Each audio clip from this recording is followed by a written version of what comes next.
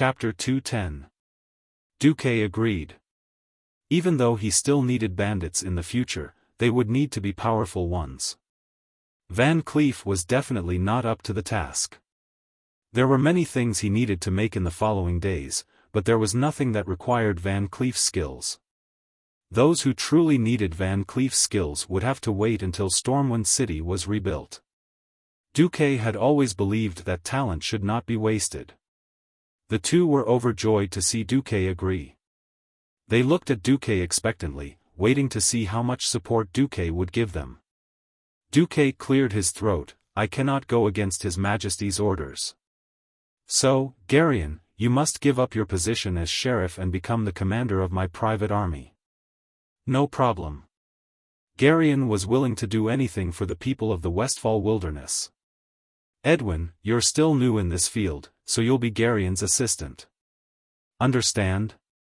Understood, Master. Edwin nodded. Duque pressed his hands on the table and put on a serious expression. As a form of support for your work behind the enemy lines, I'll allow you to recruit 3,000 experienced volunteers in Southshore in my name. I'll pay each of them 2 gold coins in advance. Remember, you are not allowed to recruit soldiers from the Stormwind Army. If Duque had done this before the Dark Portal incident, he would have been asking for trouble. But now, it was completely different. Among the 50,000 elite soldiers who had withdrawn from Stormwind City, less than half of them were active soldiers. The rest were the private soldiers of various nobles, militia, and even warriors who were born as ordinary citizens. They had experienced the orcs in the past, so they were definitely experts. Both of them heaved a sigh of relief at Duque's words. This was a great support. I can also transfer 3 Bloodsail warships to you as your personal supply ships. But remember, I don't want you to launch too many attacks against the orcs in the first 3 months. You'll be courting death before the orcs' main force invades the northern continent. Also, Duque opened the map and pointed at Moon Creek Town in the western wilderness. I know there's a Moon Creek mine here. And I knew that in the deepest part of the mine, there was a huge hole in the sea that could be used as a secret dock. Therefore, I hope that you will use Moon Creek Town as your base and turn the Moon Creek mine into the Beastman's Death Mine. I said it, I really said it. Ha ha ha. Looking at Van Cleef and Stallman's worshipful gazes, Duke's heart was filled with joy. Ha ha ha. I can't believe I taught the boss of the death mines in the history to go to the death mines and trap the orcs. I'm such a genius. Ha ha ha. Duque laughed in his heart. He laughed proudly and wantonly. Van Cleef, on the other hand, had a look of realization on his face. So when we first mentioned going to the western wilderness, you reacted so strongly because you actually had the same idea, but we both had the same idea? That's right. Duque acted as if he and Van Cleef had a tacit understanding. What else could Duque say in the face of Van Cleef's perfect imagination? Of course, he could only say, yes. You're absolutely right. Van Cleef was indeed very happy. After Duque let them leave, Van Cleef returned as soon as he left. Master. What is it? Duque poked his head out from the mountain of documents and requests. Van Cleef was a little bashful. It's like this. Master, you don't seem to have any servants or maids. This doesn't match your status at all, Duque replied calmly. If you say it matches your status, then please take a look at the Queen's and Prince William's palaces. Van Cleef immediately understood what Duque meant. Master, it's actually about my daughter, Vanessa. I'm going to the western wilderness now, and I'm afraid it's not safe for me to bring her along. So I was wondering if I could let her be a maid here. When Van Cleef mentioned Vanessa, Duque was stunned. He couldn't help but think of Vanessa Van Cleef in the history. A young girl who had witnessed her father's tragic death with her own eyes. She tried her best to escape capture and survive. When she grew up, she devoted herself to restoring and rebuilding everything that her father had fought for. This sounded like a hero's coming-of-age story, didn't it? Most people would think so, but in this tragic story, the villains were the nobles of Stormwind, including the widely acknowledged wise and great King William. The cause was also the conspiracy of the Princess of the Black Dragons, Onyxia.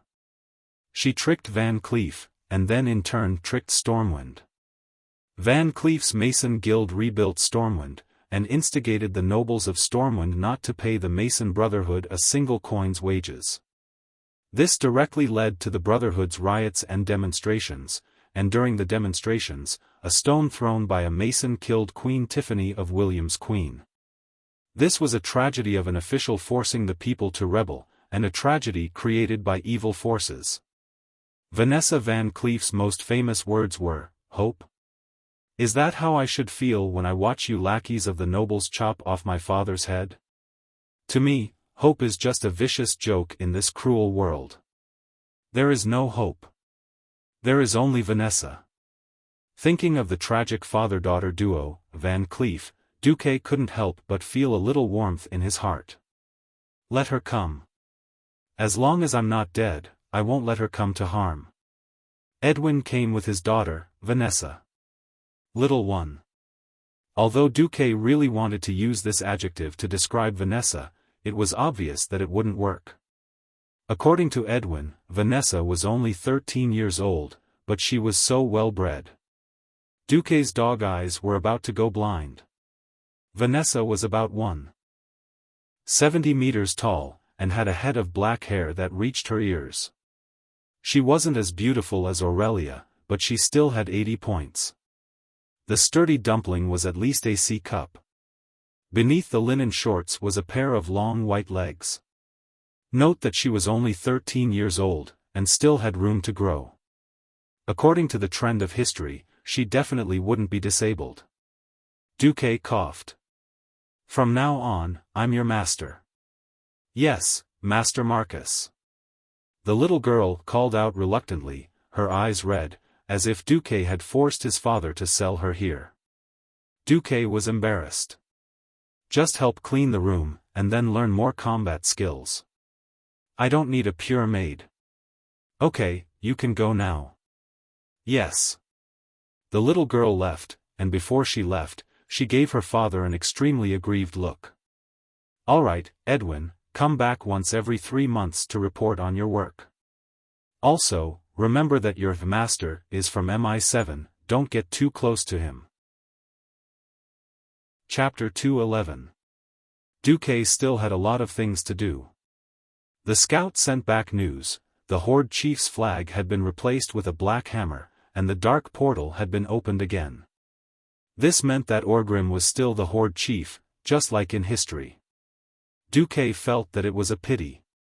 He had already hated Orgrim to this extent, but Orgrim still managed to become the Horde chief. He didn't know if he should sigh at how strong the inertia of history was, or that a true hero would always be the most dazzling existence no matter what. Duque was worried about his own butterfly effect. The Horde's attack on Stormwind City had expended an unexpected amount of manpower. Without the help of Mediv, which was controlled by Sargeras, the transportation capacity of the Dark Portal was greatly reduced. It would be good if it could only carry a third of what it used to. The Horde could still continuously transport Orc warriors from Draenor. But Duque knew that the warriors that came later were not as strong as the hundreds of thousands of elites that came first. The first batch were either veterans who had gone through the war with the Draenei, or warriors who had proven their strength in cruel hunts. If the Orc elites before the Dark Portal were 10, then the later batch would only be around 7. And Duque's target was the Blackrock tribe, which made it easier for Orgrim to command the Horde. One could imagine that Gul'dan, a despicable and powerful warlock, would provide more powerful warriors for Orgrim in order to save his own life. The Horde acted as they did in history, but the negotiations between the human countries had reached a stalemate. Duque knew that only when the 7 human kingdoms united, along with the dwarves, pygmies, and high elves, would they be able to form the first alliance in the world of Azeroth. The problem was that the alliance that should have been established had not made any progress. According to Lothar's message, Duque knew what had happened. Now, the kings and high nobles of many countries, including King Turinas of Lordaeron, all thought that Lang was just a useless person who couldn't even defend his own country after being chased away by a troll-like monster. At the end of the day, the root of the problem was Duke, the butterfly. In history, Lang had died, and Lothar had come to the Rotterdam kingdom with a pitiful number of guards and the little prince. Lothar plays the role of a tragic hero. Why were the other 6 human kingdoms willing to elect Lothar as the commander of the alliance? Firstly, it was because of the threat of the tribe. Secondly, it was because of Lothar's noble bloodline. In history, Lothar had acknowledged the human kings as kings in the name of the last son of Saradin the Great in exchange for a political union. Thirdly, Stormwind in history had no military strength at all. It was just an empty shell. The countries were most at ease handing their soldiers over to Lothar.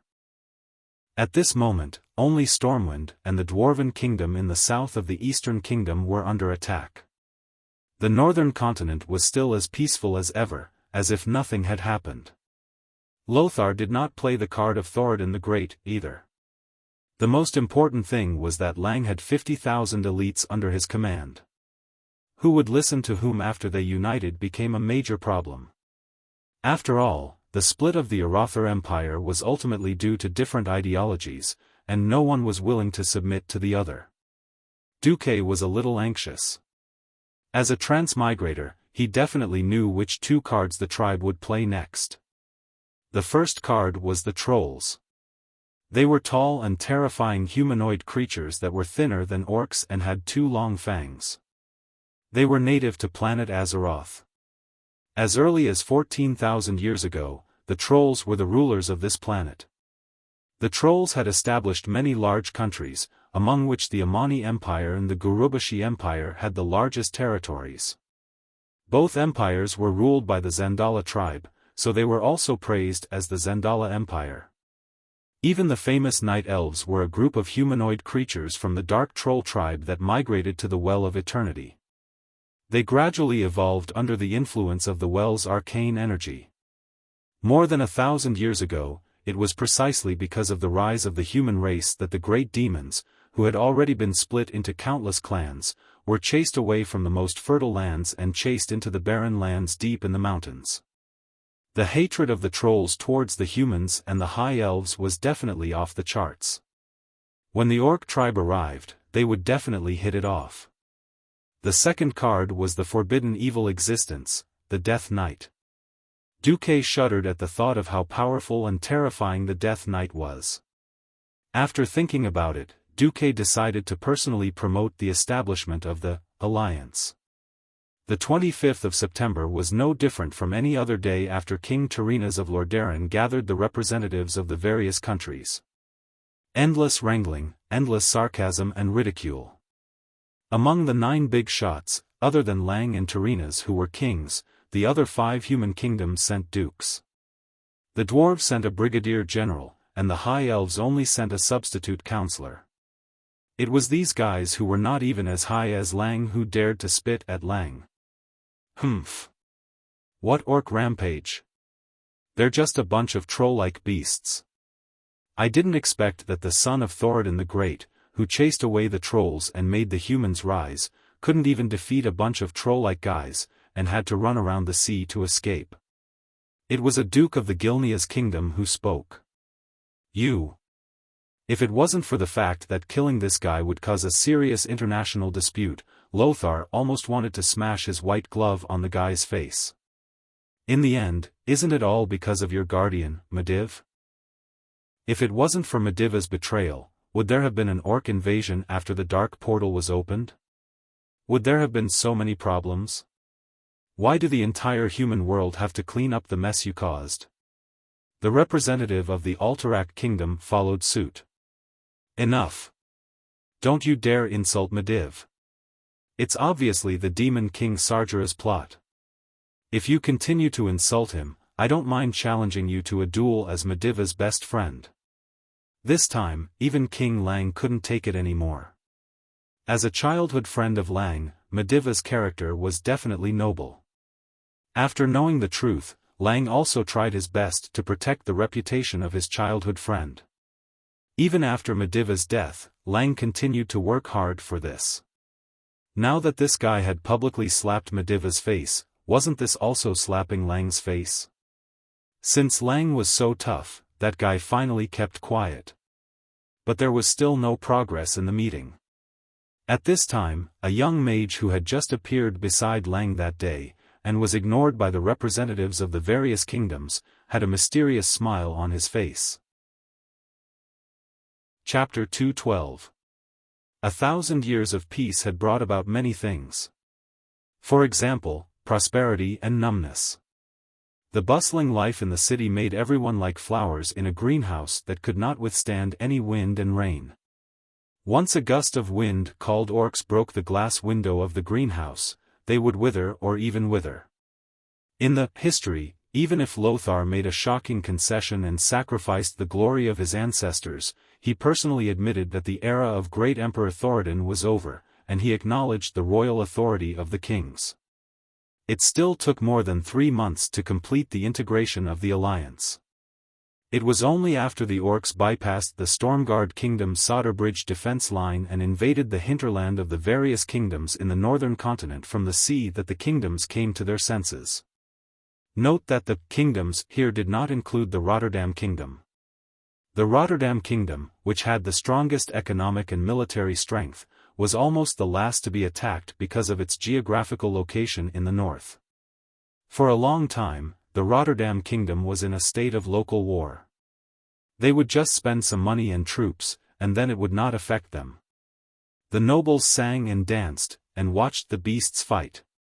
When the battle at the front line was at its most intense, the bastard nobles even went to the Terina's kingdom every day to complain that Lothar was a vampire, which consumed too much of their taxes and manpower. What Duque wanted to do was to awaken the lion. Even if it was old, it was still a lion. Lang and Anduin glanced at Duque. They did not know what Duque was up to, but Duque must have done something. It was because Duque had said that he would use a new method to stimulate a certain king's nerves. What the hell was this new method? Lang and Anduin felt that something was amiss as soon as they heard it.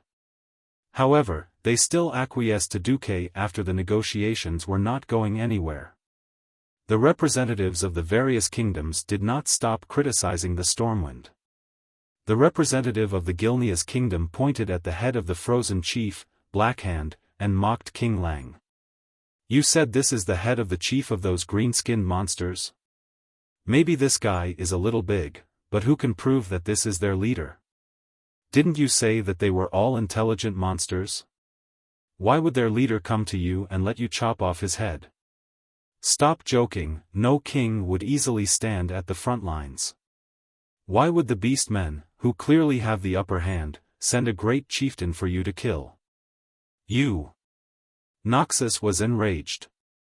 He had risked his life to kill Black Hand. Now, it was actually reduced to worthless. Duke, however, stopped Lothar and turned to the representative of Gilneas with a smile. "How about this? The army of our Stormwind Kingdom will go to the battlefield at the same time as your army. You can take this big head and shake it in front of the tribe. Let's see who the green-skinned creatures will chase." "You." Gilneas' representative suddenly stood up, wanting to ridicule Duque, but at this time, something happened. Just yesterday, before Duque and his entourage arrived at Lordaeron City, an unfamiliar slave trader presented a batch of special gifts to Menethil II and requested an audience with the king.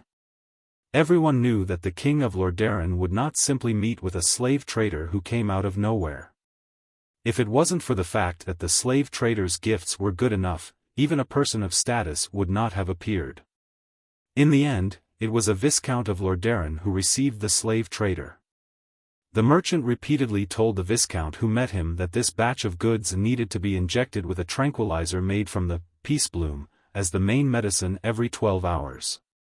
Otherwise, the existing restraints and cages would not be able to hold them. The slave trader even sent a formal notice in the form of a document through formal diplomatic channels. This slave trader was obviously someone subordinate. However, as someone expected, the slave trader's reasonable request was ignored, and all of the slave trader's warnings were ignored. This was the arrogance of Lordaeron, the most powerful of the 7 kingdoms. Arrogance was also a common problem among the nobles of Lordaeron. More than 1,000 years ago, it was the ancestors of these arrogant nobles who transferred their property to the more prosperous Lordaeron region, leaving the descendants of Thoradin the Great to die in the ruined Rapidstream castle. No one would have thought that more than 1,000 years later, they would also pay a terrible price for their arrogance. After this point in time, the Lordaeron kingdom would perish because of the arrogance and stubbornness of King Tyrrhenas.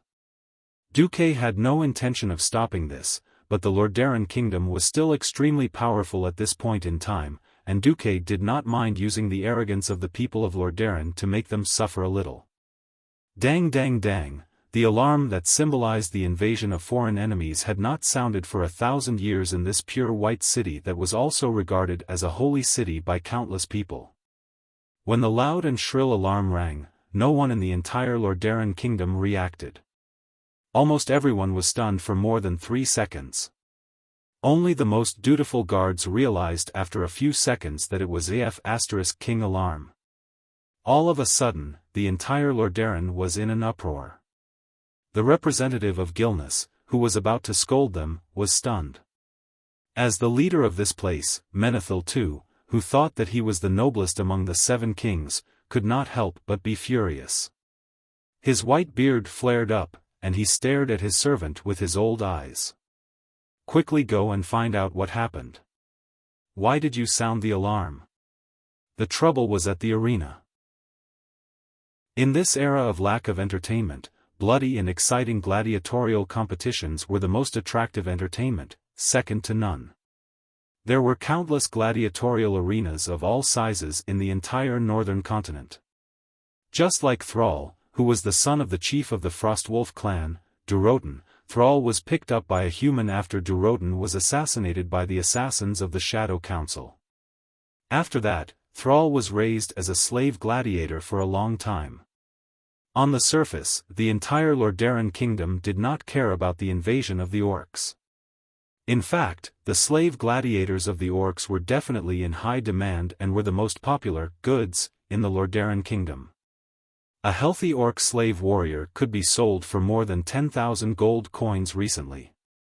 Be it the nobles of the Lordaeron kingdom or the black-hearted owners of the gladiatorial arenas, none of them could resist this temptation. There were 100 orcs, and they were all elites of the Blackstone clan.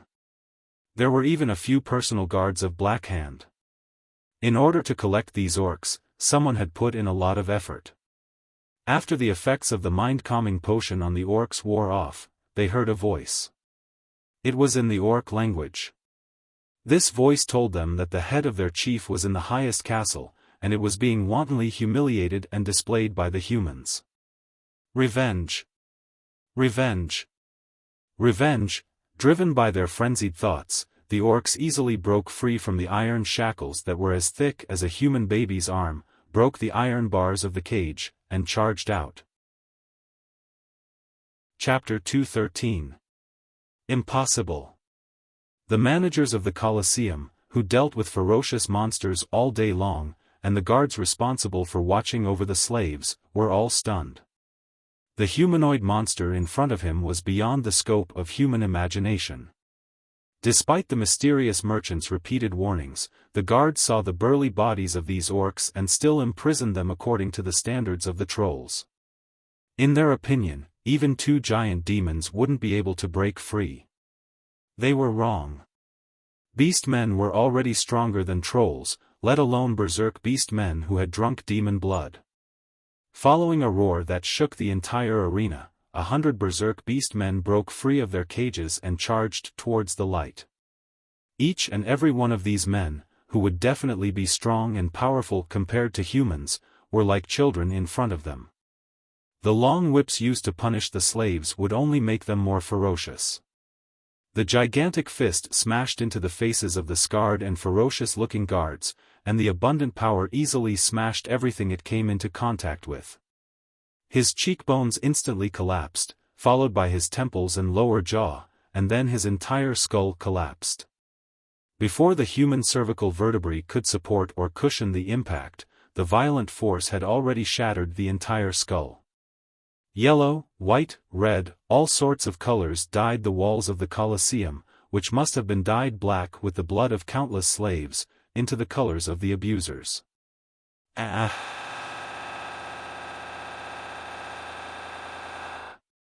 More guards heard the news and rushed over.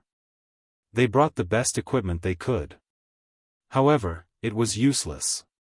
These berserk orcs could set off a bloody storm with just a punch or a swing of their arms. By the time the orcs came back to their senses, there was no one alive in the basement except for the orcs. The inexplicable voice seemed to be guiding them, and they seemed to feel the unyielding anger of the great chief, Blackhand, roaring. Loknarash, the leader of the Blackhand guards, shouted, ordering the orcs to arm themselves. They quickly gathered all the heavy weapons they could find, smashed open the door of the arena, and saw light. Loktar. He would rather die than win. In this unknown country filled with humans, in this place where enemies were everywhere, the glory of the tribe and the violent demon blood in their bodies drove them to charge towards the tallest and most magnificent building. The city guards were alerted. They rushed over upon hearing the news and saw a group of peerless monsters with green skin. Don't be afraid. These were orcs. Get into formation and surround him. Before the squad leader could finish shouting, a huge iron pillar that was thicker than a man's thigh had already swept towards them. The leader of the black-handed bodyguards used his unparalleled strength to teach these human warriors who had never fought against the orcs a good lesson. This lesson was called strength. The round shields that were neatly lined up in a row did not seem like shields at all. They were easily swept away by the heavy iron pillar in one breath. The sound of the iron shields exploding was mixed with the screams and wails of the city guards, deeply stimulating the nerves of every city guard behind them. Fear gripped their hearts easily. For a moment, even their hearts forgot to beat. Every dilated pupil reflected the horrifying figure that was 3 meters tall. It did not look like a living creature at all, but more like an ancient demon god. The first row of city guards whose arms were smashed into pieces let out a shrill scream. The second row of city guards was almost stunned. They paid with their lives for the momentary lapse in concentration on the battlefield. The muscles of the orc bodyguards swelled to the point that they were about to explode. With the strength of a giant, the long iron pillar that was swung out with all its might stopped abruptly within half a meter. Then, it turned around and swept again. Those who fell to the ground avoided the disaster. The second row of city guards who were stunned on the spot had their bodies sliced in half at the waist. The scene was so bloody that it easily destroyed their rationality. I don't want to die.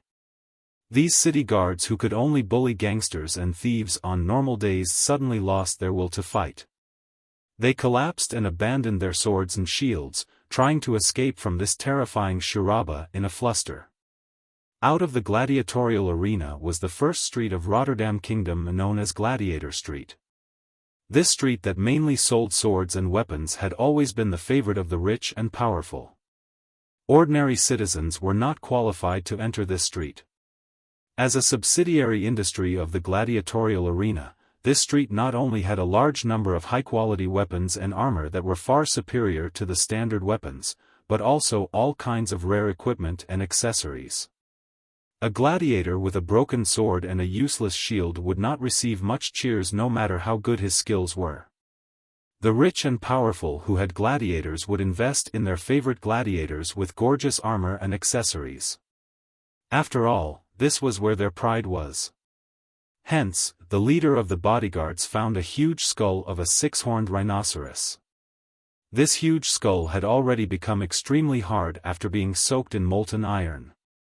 Together with the 6 huge horns that extended forward, it was a terrifying piece of equipment that could attack and defend.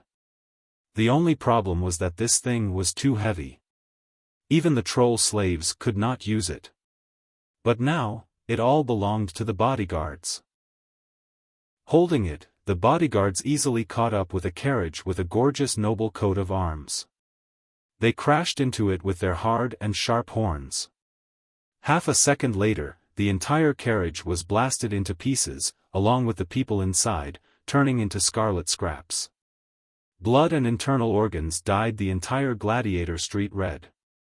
When the orcs fought from one end of the long street to the end, they saw a huge square with a fountain, as well as a huge building with pure white walls. Loch Tar Ogre.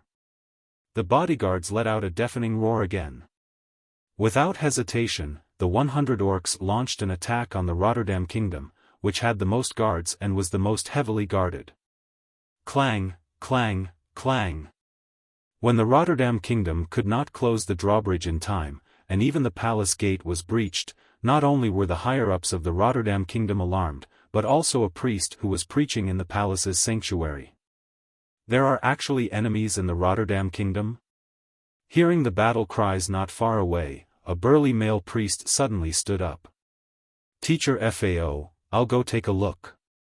The archbishop sighed as he watched his disciple lift the heavy war hammer effortlessly. This disciple was good at everything. His devotion to the Holy Light and his faith in the Holy Light were also unparalleled. However, he felt that he was a little out of place with the profession of priest. Go. Chapter 2:14. The shrill alarm was hurried and ear-piercing. As the king of the Rotterdam Kingdom, Menethil II could no longer sit still. He abruptly stood up, and the torch-shaped crown that was like a claw exuded a scorching majesty.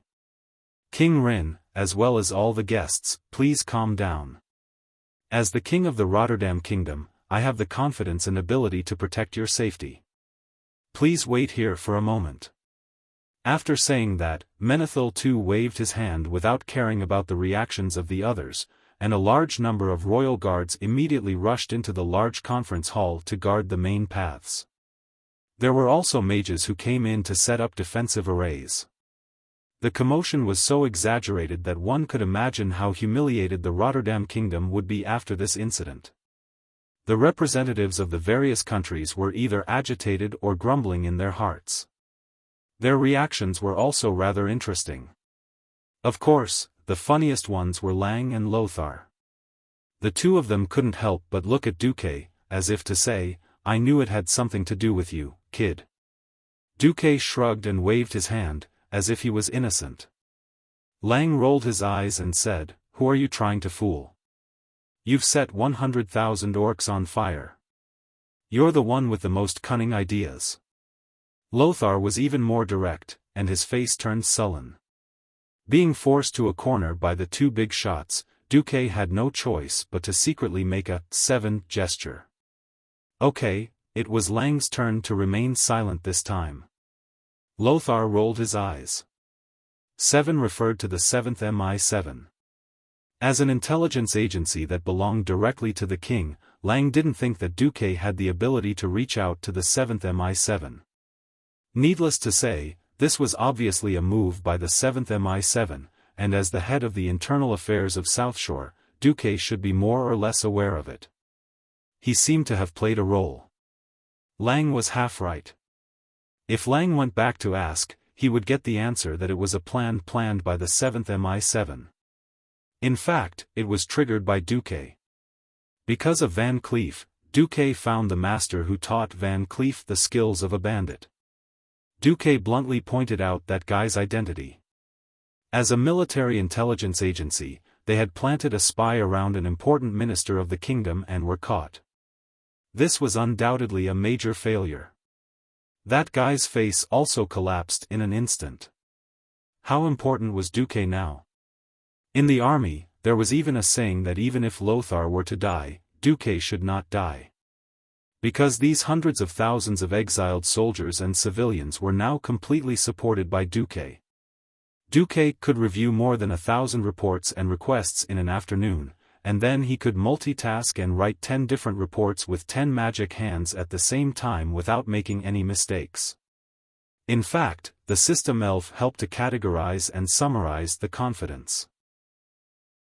After summarizing and reporting, Duque thought about it, and the system elf controlled the hand of magic to write the comments. It was no exaggeration to say that Duque alone was equivalent to a cabinet and 100 civil officials. Coupled with Duque's previous brilliant military exploits, if Duque went to the king to complain, not to mention a small intelligence officer like him, the entire MI7 would definitely suffer. Duque pretended to be sullen and scolded angrily, "If you have so much time to do this, you might as well think about how to help His Majesty promote the establishment of the Alliance of the Seven Kingdoms. Even throwing a few orcs to Lordaeron to provoke that old man Terinas would be better than doing this." Although this sounded like an angry remark, it was a different matter when it fell into the ears of the female assassin, Pasonia Shaw, the boss of MI7. Because the Horde used a large number of wargs, which also had a sensitive nose, MI7 almost lost all channels of intelligence. Lang's dissatisfaction with MI7 had been there since the beginning of the Orc War. Pasonia was eager to do something that was beneficial to the kingdom. Duque's seemingly unintentional words inspired her. As an intelligence agency, she had the right to deal with the captives, so she took away 100 orcs. Unfortunately, she didn't know the orc language, so in the end, she could only bite the bullet and come to Duque. Duque didn't say anything and directly translated for Pasonia. In fact, Pasonia had also vaguely guessed that Duque wanted to use her in MI7. Some things were like a layer of paper that could be broken with a poke. With enough tacit understanding, no one would be able to break it. Duque wanted to use MI7 to promote the establishment of the alliance. MI7 wanted to make contributions to prove themselves. The result of this matter would not harm the interests of Stormwind. As a result, the two sides tacitly joined forces. Obviously, the head of MI7 did a good job. Terinas was kicked out of the conference hall like his butt was on fire. "Then what's the new method you've prepared?" Lothar asked reluctantly. Duque raised his hand and displayed a smaller holographic projection. It was a clip of the Battle of Stormwind. The new display method really stunned Lothar. "Sorry, I misunderstood you." Lothar was also a very straightforward person. Seeing that Duque didn't really participate in this matter, he quickly forgot about it. At this moment, in the square in front of the main hall of the palace, the orcs were still charging forward. The arrows were like a storm, but they couldn't take the lives of the berserk orcs. Just like in the beginning of the war in Stormwind, the guards of the Rotterdam Kingdom underestimated the toughness of the orc's skin and flesh. The sharp arrows were stuck less than 3 centimeters into the orc's skin. It seemed that the orcs had become porcupines, but the orcs still roared and charged forward like demons. The shield swordsmen with large shields were easily blasted away, and dozens of spears stabbed at the same time, but they were all swept away by a single stick. The orcs were simply monsters that couldn't be killed, which made the guards of the royal family tremble in fear. The only thing that kept these guards standing here was their glory and their determination to not retreat. However, the orcs had finally met their match. It was a priest who was emitting a white glow. To the guards' knowledge, such a guy who knew some kind of healing magic was similar to the shaman's healing magic. The guard didn't think that such a guy could stop him. He was wrong. He was ridiculously wrong. When he used the large 6-horned rhinoceros skull to slam into it, the scene that happened below made him stunned. A hammer. A large silver hammer that was swung at high speed was mixed with a ferocious power that was no weaker than that of a chieftain, and it smashed towards the horned rhinoceros skull. With a loud bang, the horned rhinoceros skull that had smashed the carriages and destroyed the human shield formations one after another was easily smashed into pieces of various sizes by the hammer like a piece of glass that scattered in all directions. Without hesitation, the guard waved his right arm and blasted out the huge iron pole that he had pulled out from the arena. However, the strength of the other party was completely beyond his expectations. Clang dash, there was a loud clanging sound that was loud enough to make the surrounding guards cover their ears in pain. The guards' eyeballs almost popped out of their sockets. What did I see? The iron pole that was as thick as an arm was bent by the hammer. Chapter 2:15. What the hell is this? Is this still the strength of a human? The human in front of him was clearly wearing a clergy's robe, but he had a body full of strong muscles. Although in the eyes of Blackhand's bodyguard, humans were all weak creatures with thin arms and legs, this human was clearly stronger and more powerful than other humans. Without giving Blackhand's bodyguard any more time to think, the priest used his hammer to knock away Blackhand's huge iron pole. Clang! The huge iron pole that was more than 4 meters long turned into a stream of light and flew more than 10 meters away, stabbing into the wall of the snow-white palace that was more than 5 meters tall. Monster! I will punish you on behalf of the holy light. The young priest with a reddish-brown beard swung his hammer again. The huge two-handed war hammer was as light as a child's toy in his hands. The young man's golden beard fluttered in the wind caused by the hammer. So strong. This was the last thought that the guard had left in this world. Just like how the guard had killed the humans with violence, he was now being killed by the humans with the same violence. As the leader of the slave rebellion and the strongest among the orcs, the death of the guard dealt a huge blow to the morale of the orcs. To the young priest's surprise, none of the orcs retreated. Their eyes were red as they shouted, "Loch Tar Ogre," which the priest could not understand, and rushed forward. The priest had no choice. Behind him was the palace of Lordaeron. Not only was there the king of Lordaeron, but there were also the king of Storm and other dignitaries. He did not know why the orcs would choose to carry out such a reckless attack that could not even be considered an assassination, but he knew that he could not let a single orc go. He could not count on the guards of the royal family of Lordaeron. He resolutely swung his war hammer and rushed forward with a fighting spirit that was not inferior to that of the orcs. The orcs were brave.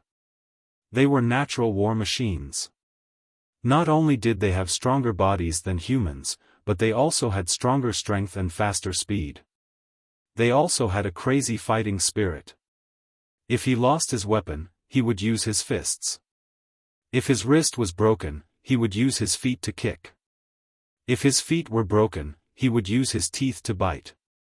That priest saw with his own eyes an orc whose hands and feet were nailed to the wall by a pikeman not far from him. Taking advantage of the fact that a soldier went to check, the orc used his mouth full of fangs to bite off the soldier's neck. What a frightening creature this was. The priest could not help but be moved. With the addition of another priest who was also wielding a large hammer, the battle became even more one-sided. Not long after, all 100 orcs were annihilated. However, the price he paid was the lives of at least 500 Wang clan guards. This was not even counting the number of victims in the Street of Gladiators and the arena. King Tarina's Menethil, who had heard the news, arrived at the scene with a large group of guards. The horrifying scene in front of him almost made him vomit. The large number of dismembered corpses of the guards stung the king of Rotterdam's eyes. The king of the strongest human kingdom trembled, unable to speak for a long time. His wrinkled face looked a little old, but he was not yet 60 years old, so he was not yet senile. After a short period of extreme anger, Menethil too calmed down. Call King Lang and the other countries' representatives here. Although what happened today is a misfortune for Rotterdam, I do not wish for this misfortune to spread to all the human kingdoms. After giving the order, Tarina's noticed a priest who did not fit in with the royal guards. The priest was wearing a priest robe that only had the upper half of his body left, and the lower half of his robe was torn. He was also holding a large hammer. Not far from him, there was another priest dressed in a similar outfit. Looking at their blood-stained bodies, it was clear that most of the orcs' deaths were related to them. "Greetings, two young clergies. Did you kill these orcs? Your Majesty, I only killed 55. Your Majesty, I killed 38. King Tarinas was stunned by the answers of the two priests. After a few seconds, he asked, "May I know your names?" I am Uther. I am Tyrion Fordring. Two priests carrying huge hammers bowed to the King of Lordaeron in unison. The scene was as weird as it could get. I admire your courage. As the King of Rotterdam, I announce that you will be rewarded.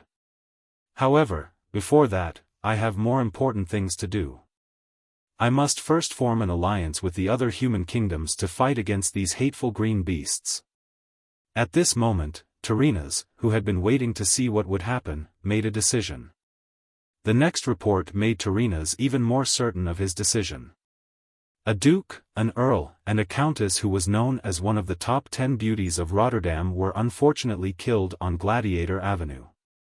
In addition, nearly 2,000 people, including more than 300 city guards and 600 Wang clan guards, were killed. And the reason was just the rebellion of 100 orc gladiators. Caught off guard, Rotterdam paid such a heavy price for a mere 100 green-skinned beasts. Just the thought of this made Tarinas tremble in anger. If he did not do something, the nobles would not let him go. The people would not let him go either. Even though Tarinas felt that something was not right, the threat of the orcs was real. If all the orcs on the other side of Sodder Bridge were so terrifying, then the Dalagan kingdoms in front of Rotterdam would not be able to withstand them.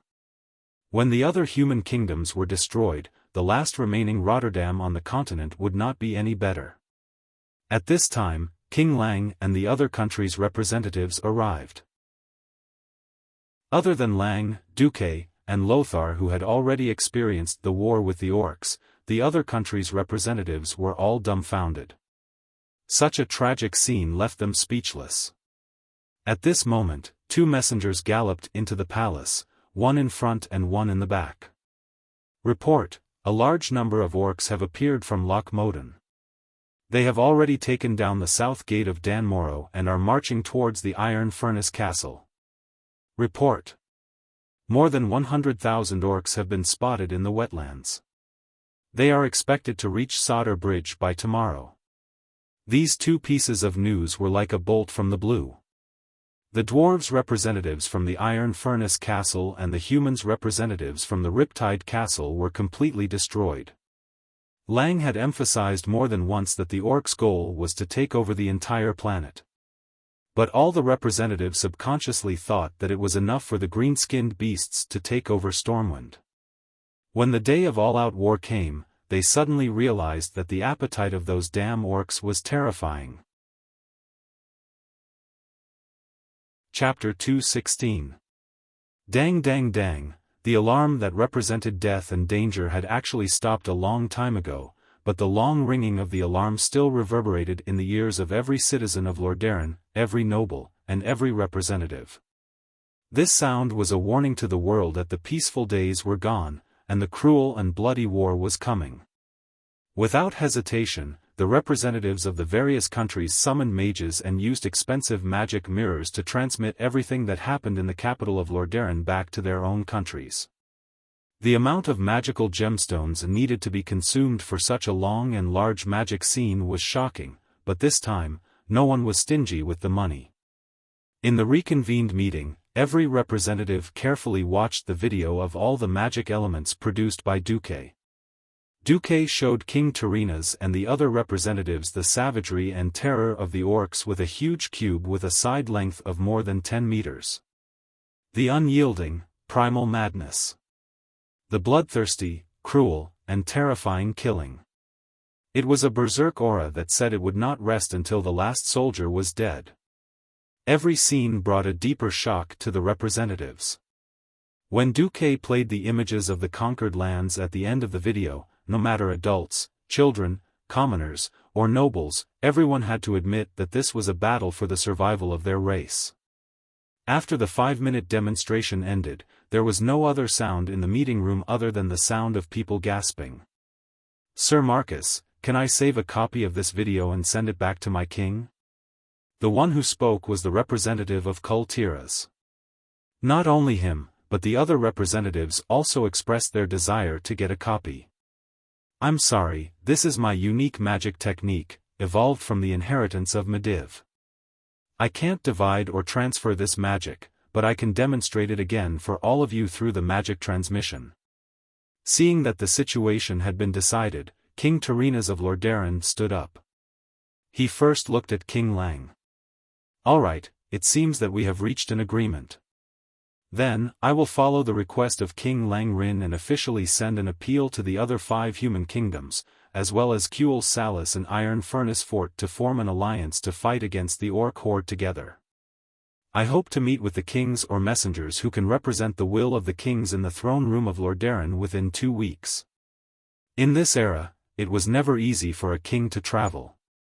If they traveled by land or sea, it would probably take the furthest dwarves more than half a month to reach the Rotterdam kingdom in the north of the continent. Everyone knew that the beastmen's attacks were like fire. Other than the kings who dared to play with teleportation portals, riding on griffins was the only option. In this era, teleportation was very unreliable. Mastering teleportation magic was no less than asking an ordinary person to pick the only correct sesame out of 100 pounds of black sesame from 10 meters away. Not only did they have to lock onto the exact coordinates, but they also had to make sure that the spatial state from the starting point to the destination was stable. Generally speaking, only those whose surrounding space had been reinforced by a large number of spells were suitable to be the end point. For example, the capital of magic, Dalajan, or the High Elves Kuel Salis. In this day and age, the only ones who dared to play teleportation around the world without making any mistakes were Antonidas and the other 2 Breaking Dawn wizards. The matter was settled. Lang, Andoin, and Duque heaved a sigh of relief. After returning to the guesthouse, Andoin asked the Morning Star Mage to do a check to ensure that no one was eavesdropping. Then, he said to Duque seriously, I know the gist of the matter. It may not be appropriate for me to say this, but I still decided to say it. As a senior and a partner who has gone through life and death together, I have to remind you that it's best not to get in touch with the people from MI7. The intelligence agency that reports directly to the king has always been a forbidden place for all kings. Lang is a very open-minded person, and I know he won't mind. I can't guarantee. Alright. William should be a good king. Speaking of this, Lothar seemed to be in a bad mood. Duque was like a fox that had gotten his way. He smiled and raised his right hand to swear, I swear, I will never use my schemes against my own people. That's good. Wait, you don't treat King Tarinas as one of your own? Not before, but now I am. Hearing Duque's reply, Lothar was really speechless. At this time, Lang came in, and there seemed to be an unresolvable worry between his brows. What's wrong, Lang? Lothar seemed to be a little more casual when there was no one else in the room. No, I'm still thinking about something. It seems that the formation of the alliance is inevitable. But, who will be the leader? Isn't it His Majesty Menethil? Lothar was stunned. Duque secretly sighed. Lothar was really too naive. October. The smell of autumn was getting stronger. Be it the growing ears of rice or the heavy fruits on the branches, it was a sign that this year's harvest was going to be good. The fact that the northern continent was able to reap a bountiful harvest in this year of war was a good result. The new fields near the refugee camp in the Hillsbrad Hills might also have a good harvest. Lang and Andoin walked over to pat Duque on the shoulder. It was simply unbelievable. If Duke hadn't acted first and asked for permission from the Barra family, if Duke hadn't stubbornly forced all the warhorses in the army to be pulled to cultivate the land, if Duke hadn't bought the cattle at a high price from all over the place, if Duke hadn't done so. This was something that was simply impossible to achieve. If there were no accidents, they would be able to harvest a batch of summer food at the end of the month. That alleviated the food crisis near South Shore. Although the 5,000 tons of food that Duque bought at a high price sounded like a lot, it was only enough for nearly 500,000 people to eat for 2 months. However, there was now a new saying in Hillsbrad that Stormwind was actually going to occupy the land. Damn it, have you ever seen a refugee farming an entire area? From the edge of South Shore to the foot of the Alterac Mountains, almost every inch of the plains had been cleared. Every wild wolf in the mountains was used as a sumptuous meal. The caves were full of snowmen. Now that the snowmen had been slaughtered, the caves were used to store food for the winter. However, the news that the various countries were going to form an alliance suppressed all the objections. On the 8th of October, a large number of dignitaries rushed to the Rotterdam Kingdom. The meeting that was hailed as the most important to establish the alliance was finally held. Chapter 217. Alliance. It was a word that made Duke feel very happy. Before transmigrating, Duque had never thought that he would witness this moment in history. The huge golden bell was rung, and the long iron chain pulled the gears and struck the bell, producing a melodious and pleasant sound that spread throughout the entire Rotterdam Kingdom. In the east, southeast, south, southwest, west, northwest, north, and northeast, the rich Rotterdam Kingdom laid out a red carpet from the city gate to the Rotterdam Kingdom's capital for the kings and representatives of the 8 kingdoms. Similarly, the soldiers of Lordaren lined up neatly along the red carpet all the way to the capital. Walking on the red carpet on the streets of the capital, there were girls on the 2nd and 3rd floor of the tall houses on both sides, scattering beautiful flower petals towards the streets, forming a beautiful rain of flowers. The people of Lordaren cheered, welcoming the kings and representatives of the various countries as heroes. King Lang Rin of Stormwind. King Aiden Pyrenod of Alterac. King Jean Greymane of Gilneas. King Daelin Proudmoore of Kul Tiras. King Salas Trollbane of Stormguard, Riptide Fortress. Breaking Dawn Wizard Antonidas of the Dalajan Kirin Tor Tower Parliament. High Elves represented Senator Dalcan of the Silver Moon Parliament. Dwarves represented Prince Magni Bronzebeard of the Iron Furnace Castle. Because the Iron Furnace Castle was besieged by the orcs, King Madoran Bronzebeard could not leave, so he sent Magni, who was known as the King of Blacksmiths. Together with Muradin Bronzebeard, who was originally the ambassador of the Iron Furnace Castle in Lordaren, Lordaren now had 2 dwarven princes. It could be said that other than the High Elves, all the countries sent their highest-level leaders to attend. This had never happened in the past 1,000 years. In a sense, this also represented the strength of Lordaren. The leaders of the 8 countries arrived together, and King Tyrrhenas did not care who he welcomed first. He simply waited in the throne room for the leaders of the 8 countries. The 8 doors of the Rotterdam Kingdom were all opened, and the leaders of the various countries entered the magnificent palace almost at the same time, stepping into the throne hall. In the tall and spacious Gothic throne hall, the arches and pillars that were covered with pure white reliefs were the most beautiful works of art in themselves. The master artist used the reliefs to describe the story of Thoradin the Great's pioneering for mankind and the building of Lordaren. A huge 7-colored glass window hung at the top of the ceiling and in 9 directions. Sunlight shone in, and the entire vault was filled with colorful and beautiful colors. The orange rainbow light blended with the amethyst-like light, and the ruby light and amber light complemented each other. The entire vault looked incomparably gorgeous. Meanwhile, the lower half had the most scientific diffuse reflection system. Sunlight shone through the transparent, pure-colored glass windows and landed on the large stone balls suspended in the middle of the throne room. The light was then reflected onto every throne. This kind of warm and mysterious radiance made everyone feel a mysterious sublimation of their souls. He didn't make things difficult for anyone, nor did he look down on anyone. The 360-degree circular throne room was divided into 9 equal parts.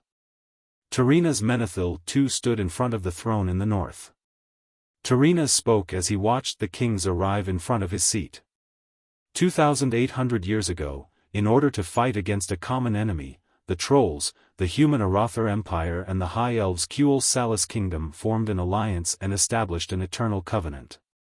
1,200 years ago, although the Arathor Empire disintegrated for a better future, the human kingdoms were still united as brothers, and there has never been a war between the kingdoms.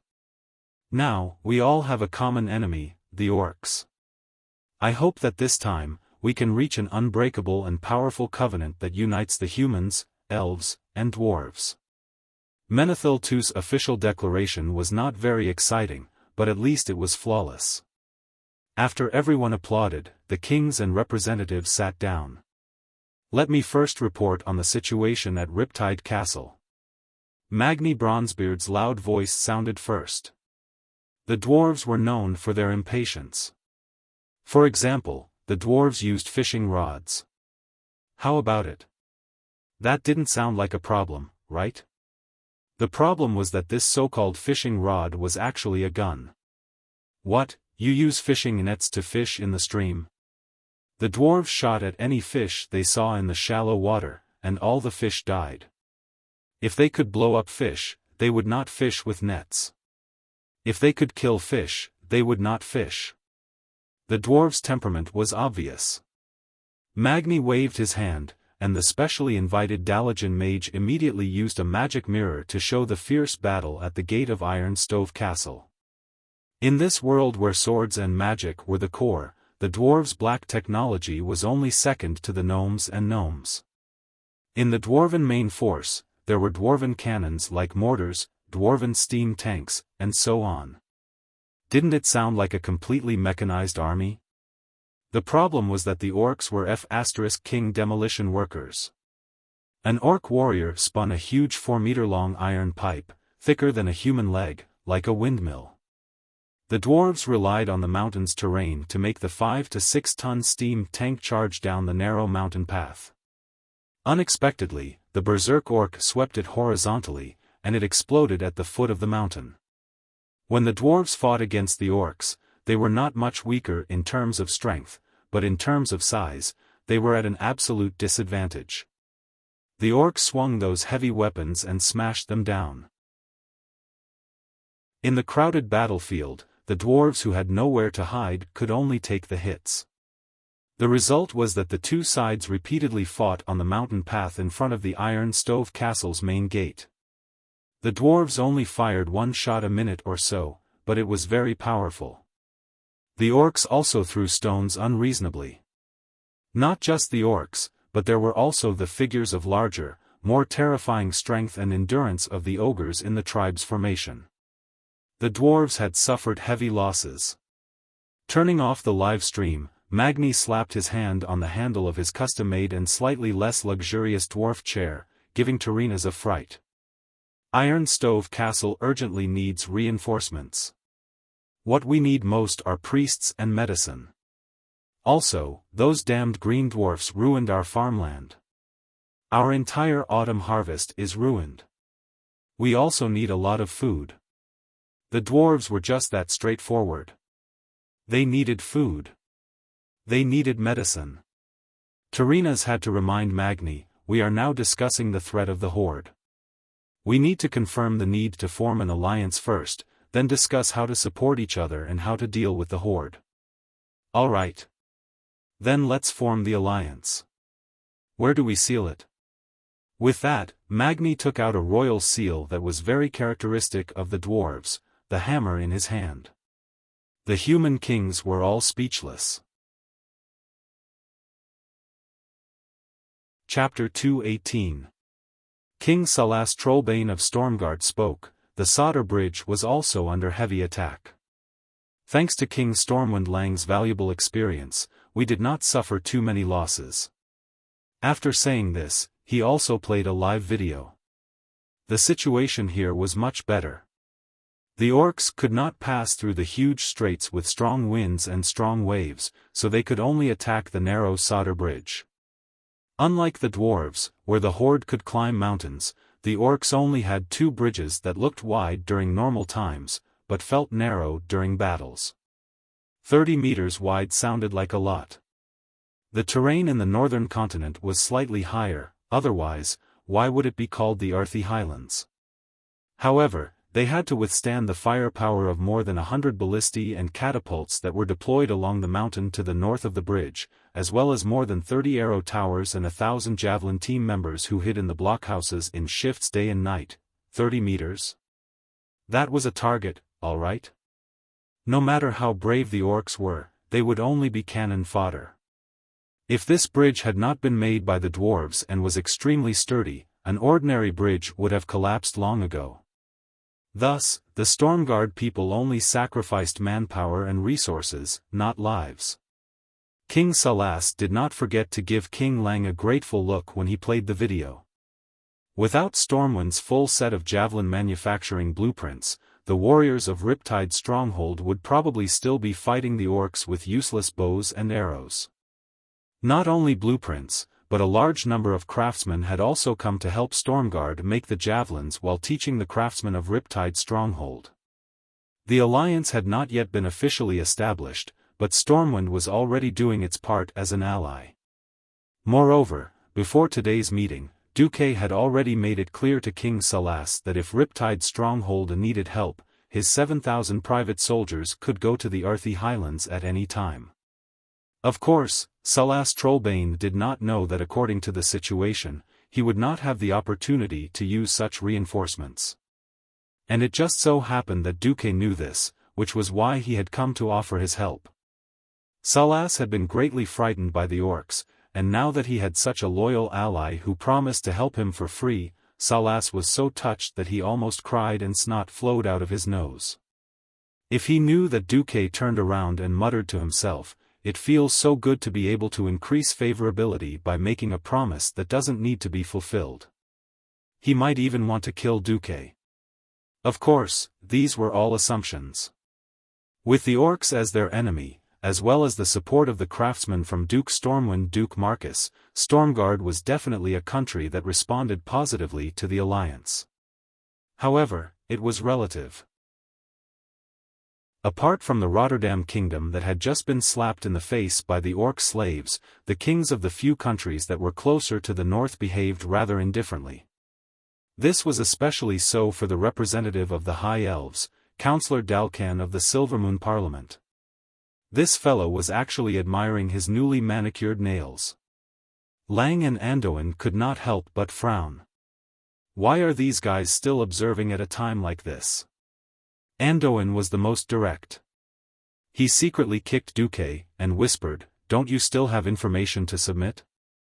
Duque rolled his eyes at Lothar, and finally raised his hand.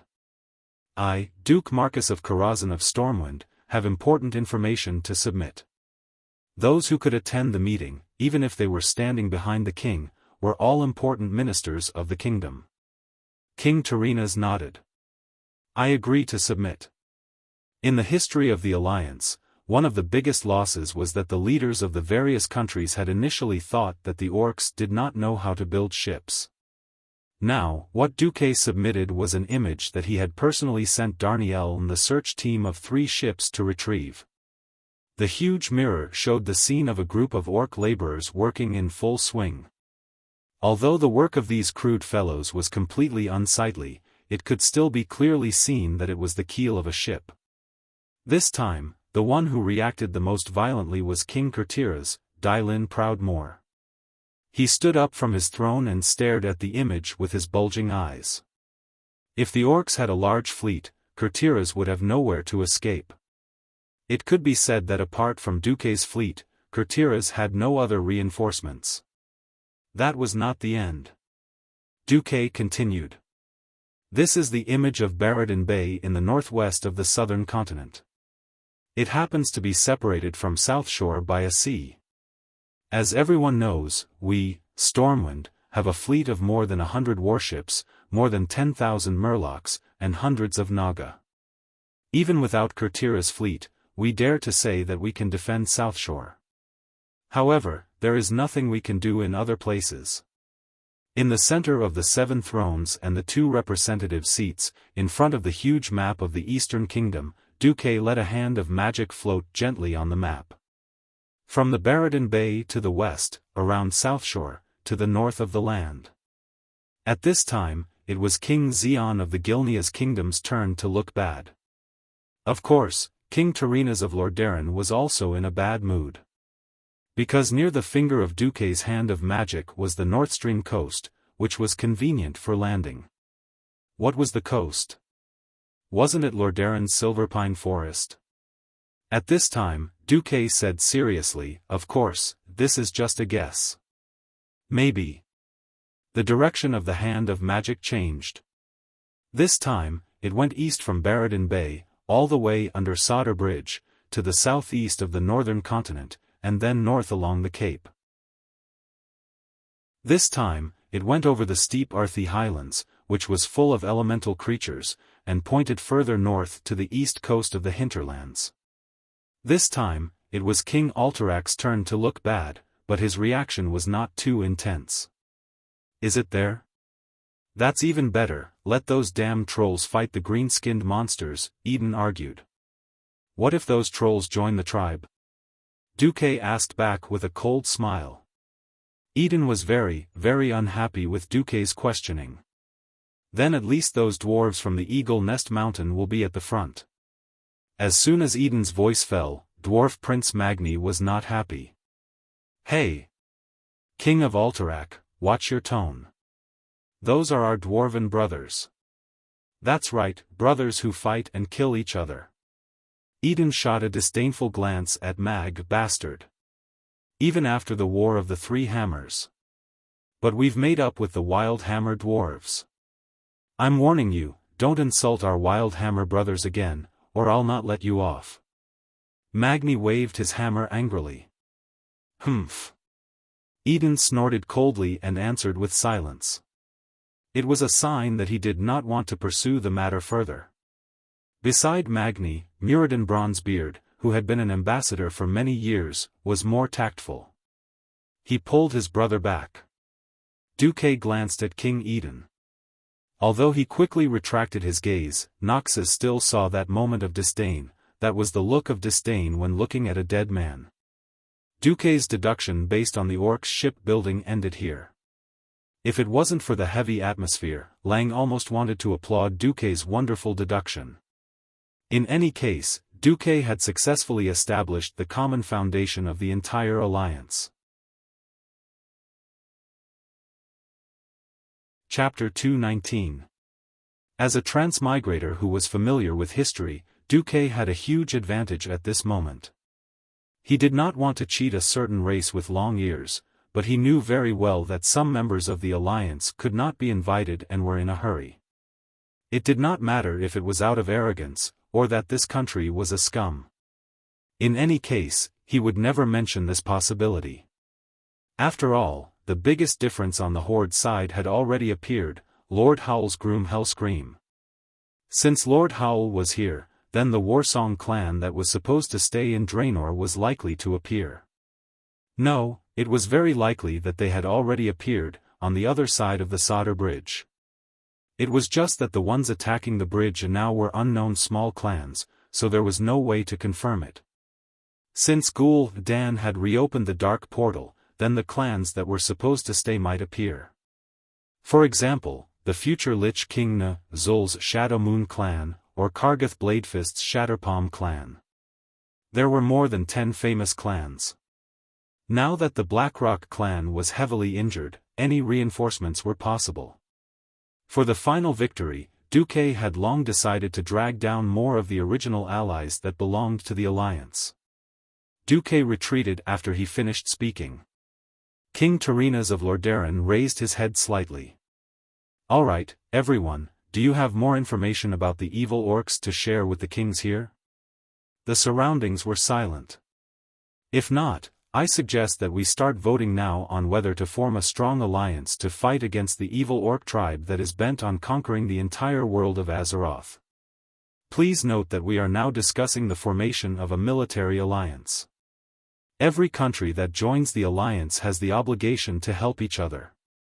They can either provide money, manpower, or directly send troops. Countries that refuse to join will not receive help from the alliance when faced with the Horde's attack. Alright, that's all I have to say. Those who agree to join this alliance, please raise your hand. Originally, the atmosphere was very good. From Lang's point of view, with this momentum, forming an alliance was a sure thing. No matter how one looked at it, it would be a matter of course, and all 9 countries would join the alliance. Lang was a little excited just thinking about it. As long as the alliance was formed, would the 9 countries not be able to defeat the Horde? Taking back Stormwind City and rebuilding the foundation of his ancestors depended on this. Who knew that at this moment, Magni's loud voice could be heard again. Hey! Wait a minute. Have any of you agreed to help the Iron Forge? Without any reinforcements, just relying on the dwarves in the southern continent to hold back the orcs? Is this what you mean by helping each other? King Tyrrhenas looked displeased. The dwarves were always so direct.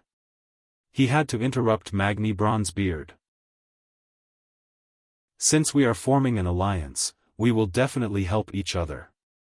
What we need to do now is to set the framework, and then decide how to assist, how to coordinate. The dwarf prince, whose beard was so long that it almost reached the ground, showed his straightforward nature. No, I hate to hear the official terminology of you humans. We dwarves are very direct. Is there any help? When and where? Quantity? Personnel? If they can really provide us with enough aid and support, we, the Iron Stove Fort, will join. If not, then I won't waste my time here. I'll hurry back and kill a few more beast men. Magni's shameless extortion made all the human kings frown. At this moment, more than one king had his own plans. As a country that had already been attacked, the beast men were not people who would stop until they succeeded. The dwarves would not give up their own capital. If that was the case, even if the humans did not help, the dwarves would fight the beastmen to the death, and drag down a large portion of the beastmen's forces. In a split second, more than one king was prepared to abandon the dwarves. In history, they did the same. In fact, this was not a very nice thing to do, and it caused a few countries in the alliance to appear united, but actually divided. In the original process, the dwarves only officially joined the alliance when the humans attacked the wetlands and broke into Dan Moluo, saving the dwarves who had been bitterly defending for a long time. But Duque was here. Enough! Duque suddenly shouted. Since you dwarves see the alliance as an exchange of benefits, then we can do it, seeing that we have a common enemy. In 3 days, Stormwind's fleet can reach the deep waters southeast of the wetlands, Blackwater Moor. We will give you 10,000 peacebloom and silverleaf flowers, 20,000 heather grass, and 5,000 setback grass. In exchange, we need 15,000 fine steel longswords made by the dwarves. If you don't have them, you can use the standard dwarven battle axes instead. Anyone with a bit of common sense would know that these were low-grade alchemy materials, used to make low-grade healing potions. In a war of this level, high-grade materials were not used much, because high-grade alchemists were needed, and the production would decrease. In contrast, low-grade materials were more useful, because alchemy apprentices had a lot of them. Finished products were hard to get, but getting potion materials was definitely a pleasant surprise. Magni was stunned that Duque was so well prepared. Iron Stove Castle did need help, but Magni was putting more pressure on the newly formed alliance. He did not expect the humans to have any preparations. In his imagination, it would take at least half a month to prepare. He only wanted a more specific promise from the human kings, so that he could confirm whether the humans wanted to use the dwarves as cannon fodder. But Duque had undoubtedly outmaneuvered him. This was a meeting of the kings, and Duque would not make empty promises. Either Duque was the biggest liar, trying to trick him into joining the alliance on behalf of the dwarves. Either that, or the Stormwind Kingdom had really made ample preparations for this war. It was obvious that the Stormwind Kingdom had come prepared. Stormwind, who was eager to destroy the orcs and restore their kingdom, would not trick the dwarves on such a matter. Magni froze, and his expression turned from anger to joy. It was ecstasy. The dwarf prince was also shameless. No, it should be said that he had no shame or integrity to speak of. He immediately apologized. Sorry. Sorry. My heart was filled with thoughts of my brothers and sisters in Iron Stove Castle who were injured and unable to receive treatment. I was too emotional. I should not have doubted you humans. Lang had no idea that Duque had done so many things. Lang knew that Duque would never lie to him about such things. He stood up. Prince Magni Bronzebeard, as long as we join the alliance, we will be brothers in life and death.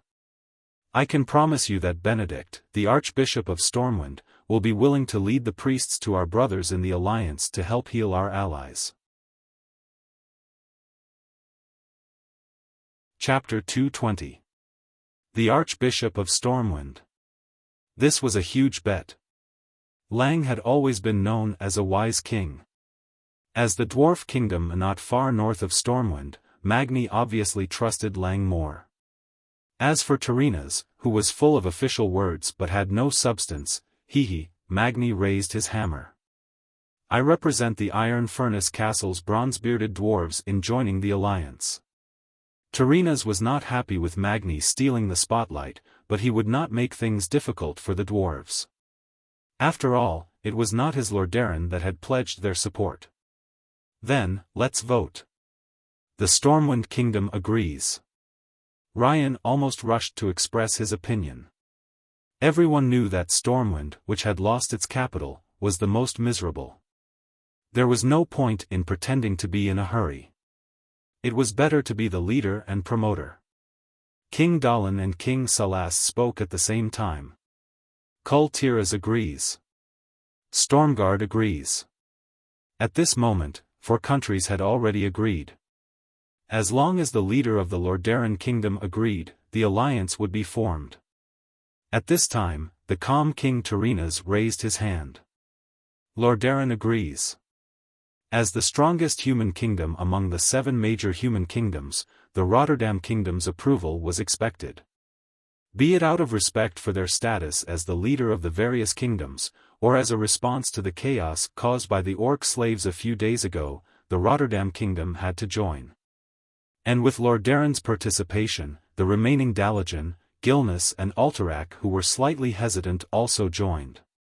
At this point, the 7 human kingdoms and the dwarves had all joined. All the kings and princes looked at the lowest-ranking representative in the throne room, Kuel Salas, member of the Silver Moon Council, Dakin. Faced with dozens of burning gazes, the handsome high elven mage raised his long eyebrows, took a sip of the best black tea produced by the Rotterdam Kingdom, and then said in a nonchalant tone, "I'm not interested in the matter." After discussion between the Silver Moon Council and His Majesty Anastrian Sunstrider, Kuel Salas will not join this alliance. But as a symbol of our friendship with the humans, we will give you the necessary assistance. Not joining the alliance? Give the necessary aid? Such arrogant and cold words were clearly saying, giving aid to you humans is completely a form of dog food that we're giving you. This time, a few kings stood up angrily and glared at Senator Dakin. To everyone's surprise, it was Magni who opened fire. Hey! Long ears! Aren't you afraid that those green-skinned creatures will take a big detour to find trouble with you first? At this moment, Duque secretly bared his teeth. Damn, you guessed it. That's right. In history, it was the orcs who had gone around half of the northern continent and went straight to Kuel Salas to find trouble with the High Elves. However, Darkcan did not seem to mind at all. As if he had been struck by Duque's 7 deadly sins, he retorted, "The magic of the High Elves isn't something dwarves like you can imagine. Kuel Salas had the perfect magic defense system. You don't have to worry about our safety." With that, Darkcan actually stood up, turned around, and left. Gone. He really left. This was no longer a slap to the face of the Lordaeron family, this was a slap to the face of the entire alliance of 8. For a moment, a few kings even had the urge to declare war on Kuel Salis. After all, the human kings were not tribal chiefs. They did not become bosses just because they were good at fighting. Their rationality still told them to calm down. However, the group of kings told themselves that if something really happened to those long ears, they should just let them die. Duque, who was beside Lang, was a little puzzled. As a transmigrator and a veteran player, he remembered most of the history. Why didn't the High Elves attract so much hatred in his memory? Well, no matter what, the alliance was still established as Duque had imagined. After that, there was nothing for Duque to do. As the mastermind, Duque had temporarily completed his task. The rest of the matters such as distribution of military supplies, coordination of military operations, and intelligence gathering had nothing to do with Duque. Naturally, the one who argued with the king was the king. Although Lang really wanted Duque to be by his side to give him ideas, Duque's words choked Lang to death. "I'm sorry, Your Majesty, I still have 1,300 reports and documents to go through. If I continue to stay here, this number will double tomorrow. I don't rule out the possibility that there will be casualties among your citizens and soldiers during the winter due to various reasons not being handled in time. After all, South Shore is near the Alterac Mountains, and the winter here is much colder than in Stormwind City." Lang had no choice but to let Duque go back to the state guesthouse. Back at the state guesthouse, Makarov opened the door for Duque. As soon as Duque opened the door, he saw his little maid, Vanessa. Duke had originally wanted to be a bit more corrupt and had Vanessa wear a very modern black and white lace-made outfit. Then, the extremely independent Vanessa ignored the orders of the Duke of Karazhan and the Sky Mage Duke. She removed all the fancy lace on her own. The low-cut front lapel was removed, and it became tight. Her black dress was also so long that it almost reached her ankles. Don't even think about cat ears or anything like that. All right. This was the maid outfit of this era. Duque wanted to say something more, but Vanessa snorted and turned away, not even looking at Duque. Duque would not go so far as to kill a 13-year-old girl. He just wanted to look good, it was not against the law. Sob sob. Forget it, the more I say, the more I cry. The bitter Duque buried his head in the sea of reports and documents. At least Duque was happy, but Lang and Andoin were really exhausted. The meetings between countries were filled with endless wrangling. For the benefit of their own countries, the kings were willing to go all out. 5 days. It took them 5 whole days to come up with a more complete plan. The alliance this time was also officially named the Rotterdam Alliance, just like in history. In fact, it was not until the Rotterdam Kingdom was destroyed in the future, when more races joined the alliance, that people removed the word Rotterdam from the front of the alliance, and called it the Alliance. It was 1 more day than the 4 days in Duque's memory, mainly because Lang did not die. Also, the kings were not willing to let Turinas be the leader of the alliance, because they felt that Turinas Menethil wanted to take the opportunity of the Horde invasion to complete the unification of the human countries, and turn himself into the second Thoradin the Great. The kings of the 6 countries were sensitive to all this, and they all resisted Turinas' complete control of the alliance. In a sense, compromise itself was a part of politics. Sensing the strong opposition of the kings, Turinas did not insist too much. Finally, on the 5th day, he made a suggestion that he thought was very cruel, to let Lothar, the son of Thoradin the Great, be the supreme commander of the alliance, while he would only be the leader in name. The countries would have to provide troops to Lothar according to their national strength. Chapter 221. It had to be said that Turinas Menethil II's combat power was almost equal to 0, but his political value was definitely 100. While the king was still alive and kicking, he made a subordinate of the king, the commander-in-chief of the 7 kingdoms. What else could it be if it wasn't an attempt to drive a wedge between the 7 kingdoms? Of course, Turinas also said in a dignified manner, since our ancestors once gathered under the flag of Thoradin the Great more than 2,000 years ago, let us, the new alliance, look up to the same flag. After all, the 7 kingdoms were of the same origin, and Lothar was indeed the best flag. Cleon was also a king with supreme boldness and magnanimity. While Lothar was hesitating, Cleon agreed immediately. Don't hesitate. Anduin. You are our hope of reviving our kingdom. From the moment we left Stormwind City, didn't we swear together that we would revive Stormwind no matter what? Have you forgotten our oath? But I don't care about those empty titles. You are still the loyal you, and I am still the me who believes in you. Even if you don't believe in yourself, you have to at least believe in me, who has always believed in you. As long as our will and beliefs do not change, why should we care about the lies of others? Besides, if it's you, so what if I give the throne to you? I believe that if Stormwind is in your hands, it will also stand tall among the nations of the world. His words were very serious, so serious that it made all the sowing of discord lose its meaning. Moreover, he said it in front of the kings of the alliance. If Anduin Lothar was really a despicable person, it would not be impossible for him to seize the throne of Stormwind with the testimony of the kings. Cleon's words caused all the kings to be moved. However, these words that were almost tongue-twister expressed Lang's most sincere and complete trust. It was a supreme trust that surpassed life and the inheritance of his children. No, no. Lothar had wanted to refuse, but after seeing Lang's passionate and sincere eyes, his heart softened a little. After thinking for a moment, Lothar said, "Then, Lang, I hope to become a duke, at least as the Duke of Stormwind." Lothar was interrupted before he could finish. No, no, no. King Turinas walked over. Although he was under the gaze of the other kings, his voice was so soft that Lothar and Lang were sure that they were the only 2 people who could hear him.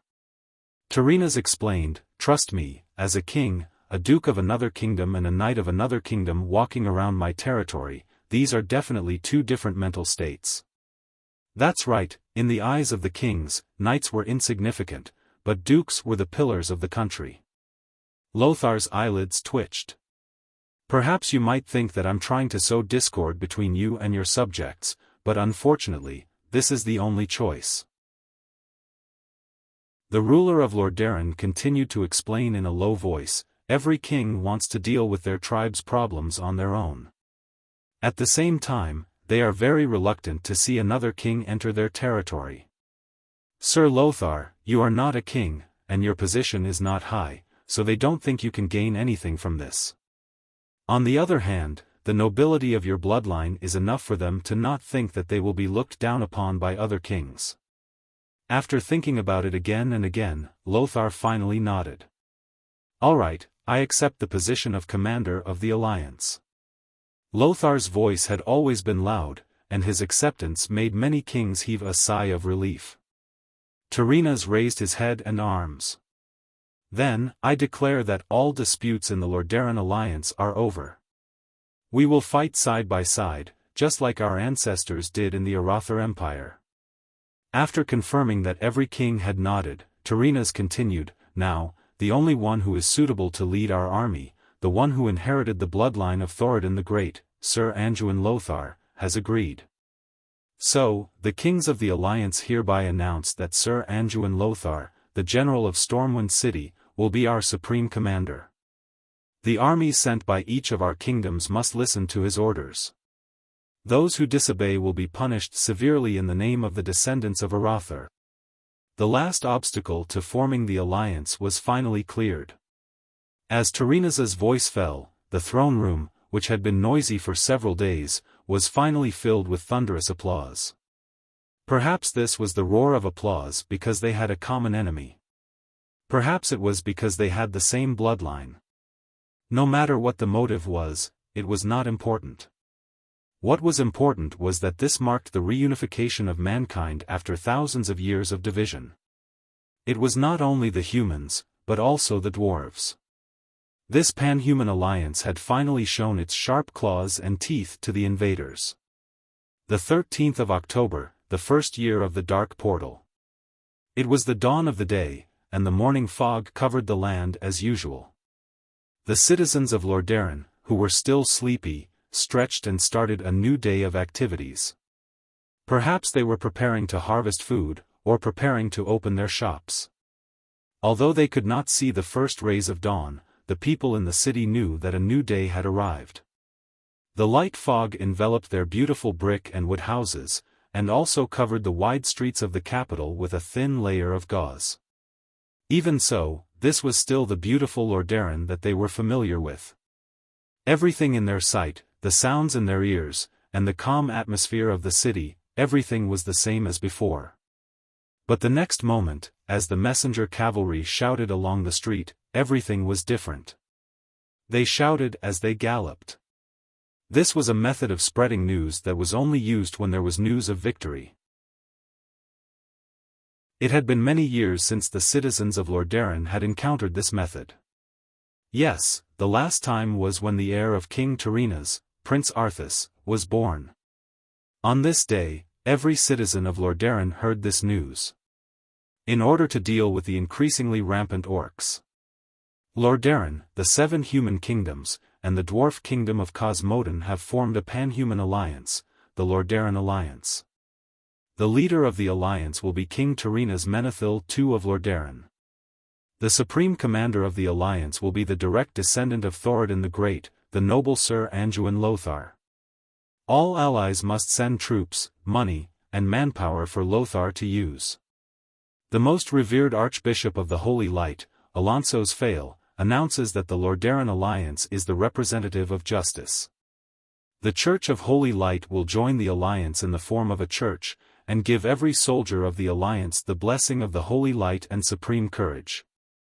Within 3 days, this news spread like it had wings, and the entire world of humans and dwarves was excited. Chapter 222. In fact, many things happened on the 12th of October. Firstly, Lothar's military rank was set as the Grand Marshal of the Alliance. In order to show respect to the descendants of Thoradin the Great, the kings who joined the Alliance army were all admirals. Hence, there were the magical military ranks such as Admiral Lang Rin and Admiral Daelin Proudmoore. Since Duque controlled over 100 warships and 7,000 private soldiers from the previous Bloodsail fleet, he had 2 military ranks, Vice Admiral of the Alliance Navy and Brigadier General of the Army. As for how to unify them, Duque solved this problem during the banquet that night. That's right, the banquet. It was a once-in-a-millennium event for so many human kingdoms to unite. The Lordaeron Palace held a grand banquet that night. The nobles who didn't have the chance to come out all came out. Those who were qualified to enter were at least earls.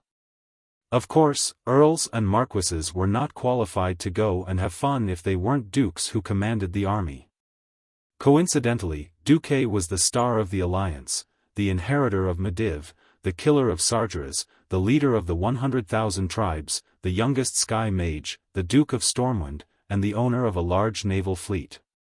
No matter which one it was enough to make Duque the center of attention.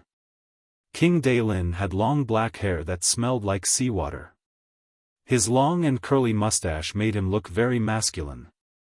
One could tell from his well-defined face that Daelin was definitely a handsome man when he was young. Not long after the banquet started, he brought his eldest son, Drake, to Duque. Duque and Lang exchanged glances. Of course, Lang knew why Daelin came. In fact, Lang didn't understand Duque's decision. However, Duque's foresight was far better than his, so Lang agreed with Duque's decision in the end. Hello, Duke Marcus. As partners who are going to conquer the ocean and feed the orcs to the fishes, don't you think we should have a good chat? Daelin raised his crystal plate full of wine and touched it with Duque's plate. The two looked at each other and smiled. Then, Duque raised the plate towards Prince Kultiras to show his respect. Then, he, Daylin, and Drake downed the wine in the plate in one gulp. Actually, I'm very envious of you mages. You used powerful magic to easily seize a fleet. You should know that it would take at least 3 years even if all the shipyards in Kultiras worked day and night. Duque smiled but did not say anything. Your Majesty Proudmoore, you're not thinking of asking me for the fleet that I obtained from the Bloodsail pirates, are you? No. No. No. Don't underestimate me. Even though most of those guys are from Kultiras, since you didn't get them from Kultiras, they are your spoils of war. Even if my men don't like them, as long as they still have the insignia of the Alliance on their ships, they are still our comrades. King Daylin was obviously a heroic man of the sea. If this was the era of the universe, he would be the overlord of the universe who said, "My journey is the sea of stars." Normal people would find it hard to dislike such a straightforward man, unless they were his enemies. Duque smiled. It was just as straightforward. Not only that, but there was also a kind of holy light in his smile. No matter who saw it, they would think that he was a selfless saint. That's right, Duque inherited the moral integrity of Medivh. According to the system notification, moral integrity, divine skill, hypocrisy. Because the humanity you obtained is far beyond what you should have, if you let this part of humanity temporarily control your body, you will become a holy existence in the eyes of the world. You will be more like a saint who serves the public for the sake of the world. All beings of the non-evil alignment will believe you more easily. Duque opened his mouth. He didn't even deliberately lower his voice. No, actually, I want to say that I will be more at ease if my fleet is handed over to His Majesty Daylin, who is an expert in naval warfare. Daylin and the Drake father and son were stunned. They almost doubted their ears. Not only them, but even the surrounding nobles who were listening to their conversation were stunned. Daylin frowned. Duke Marcus, actually, I didn't mean, I know, but after serious consideration, this is the best choice to maximize the combat power of the Alliance's navy. In fact, I have also discussed this with His Majesty Rin, and His Majesty also supports my decision. As soon as Duque finished speaking, King Lang also walked over and nodded to Daylin with a smile. Duque continued, I may be a genius, but only in the field of magic and strategy. I am a novice in naval warfare. Over 100 warships can only be used as transport ships in my hands, but in His Majesty Proudmoore's hands, it is an unparalleled weapon that can send thousands of orcs into the sea to hell. If it weren't for the fact that the final control of the Nagas and Murlocs is in the hands of my master, I would even be willing to give them to your Majesty to command. Please don't shirk this responsibility. This is for the Alliance. Lang, who had thought it through, was extremely open-minded. As soon as Duque finished speaking, a commotion quickly spread out with the four as the center. There were murmurs of admiration around them. This was what it meant to serve the public, and what it meant to look at the overall situation. Which king didn't have their own plans for forming the alliance? Daylin was definitely very envious of Duque's fleet. In private, he had complained to his son more than once that Duque recklessly wasted God's resources. Now, he said, for the alliance. A fleet of over 100 warships was transferred just like that. What kind of internationalism was this? After all, if Daylin was sinister enough, he could completely wipe out Stormwind's hard-to-come-by assets. With Duque being so magnanimous, Daylin's small complaints had long since flown out of the atmosphere. Daylin raised the wine plate that the waiter had filled for him and said loudly, "Did everyone hear that? Lieutenant General Marcus is willing to transfer all the warships to me, Daylin Proudmoore, for the alliance." Yes. The aristocrats said in unison. Since His Excellency Marcus is willing to make such concessions for the alliance, then I, Daylin, cannot fall behind. I, Daylin, hereby swear in the name of Thoradin the Great's collateral descendants that I will not mistreat the fleet that His Excellency Marcus gave me. Even if Kertira's first fleet is wiped out, I will not let His Excellency Marcus' fleet be wiped out." The uproar spread like ripples and quickly spread throughout the banquet hall. Everyone applauded. They praised Duque and Lang for their magnanimity. What the alliance feared the most was that the kings would be secretive and unwilling to send out their main force. In the end, Lothar was likely to become a lone commander. Now, it was clear that Duque had made a good start. With Duque taking the lead, presumably the other kings would be too embarrassed to send out their ugly second-line troops.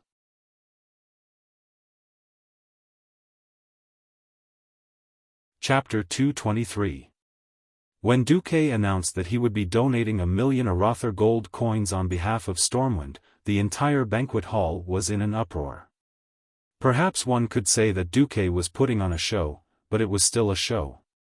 When Makarov brought his men to the plaza outside the banquet hall and opened the chests to show everyone the shiny gold coins, the entire hall was left with nothing but awe and admiration. Duque did not give the money to anyone else, but to the Archbishop of the Church of Holy Light, Alonso's Fail.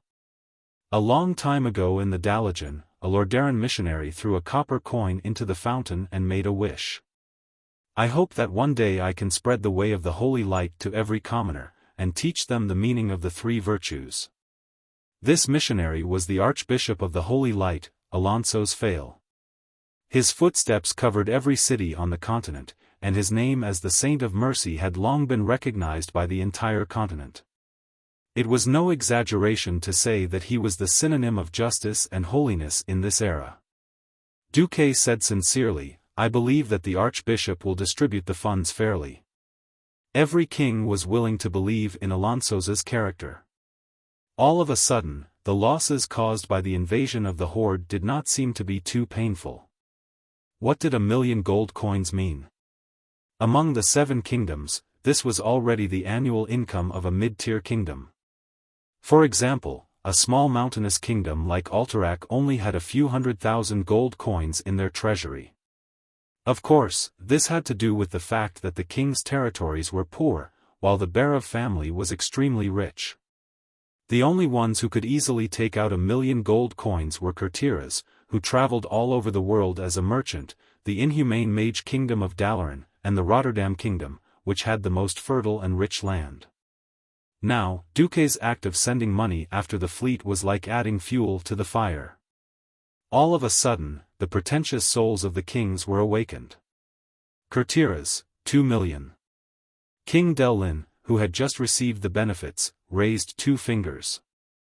The Dalajan speaker, the old man who read Tycoon and wrote Antonidas, smiled and raised 3 fingers. Since the small countries below were acting tough, the king of Lordaeran, who considered himself to be the #1 fighter in the world of acting tough, raised his palm. Hiss. After the nobles gasped, they naturally burst into thunderous applause. An astronomical figure of 11,000,000 gold coins. Just thinking about it made his whole body tremble.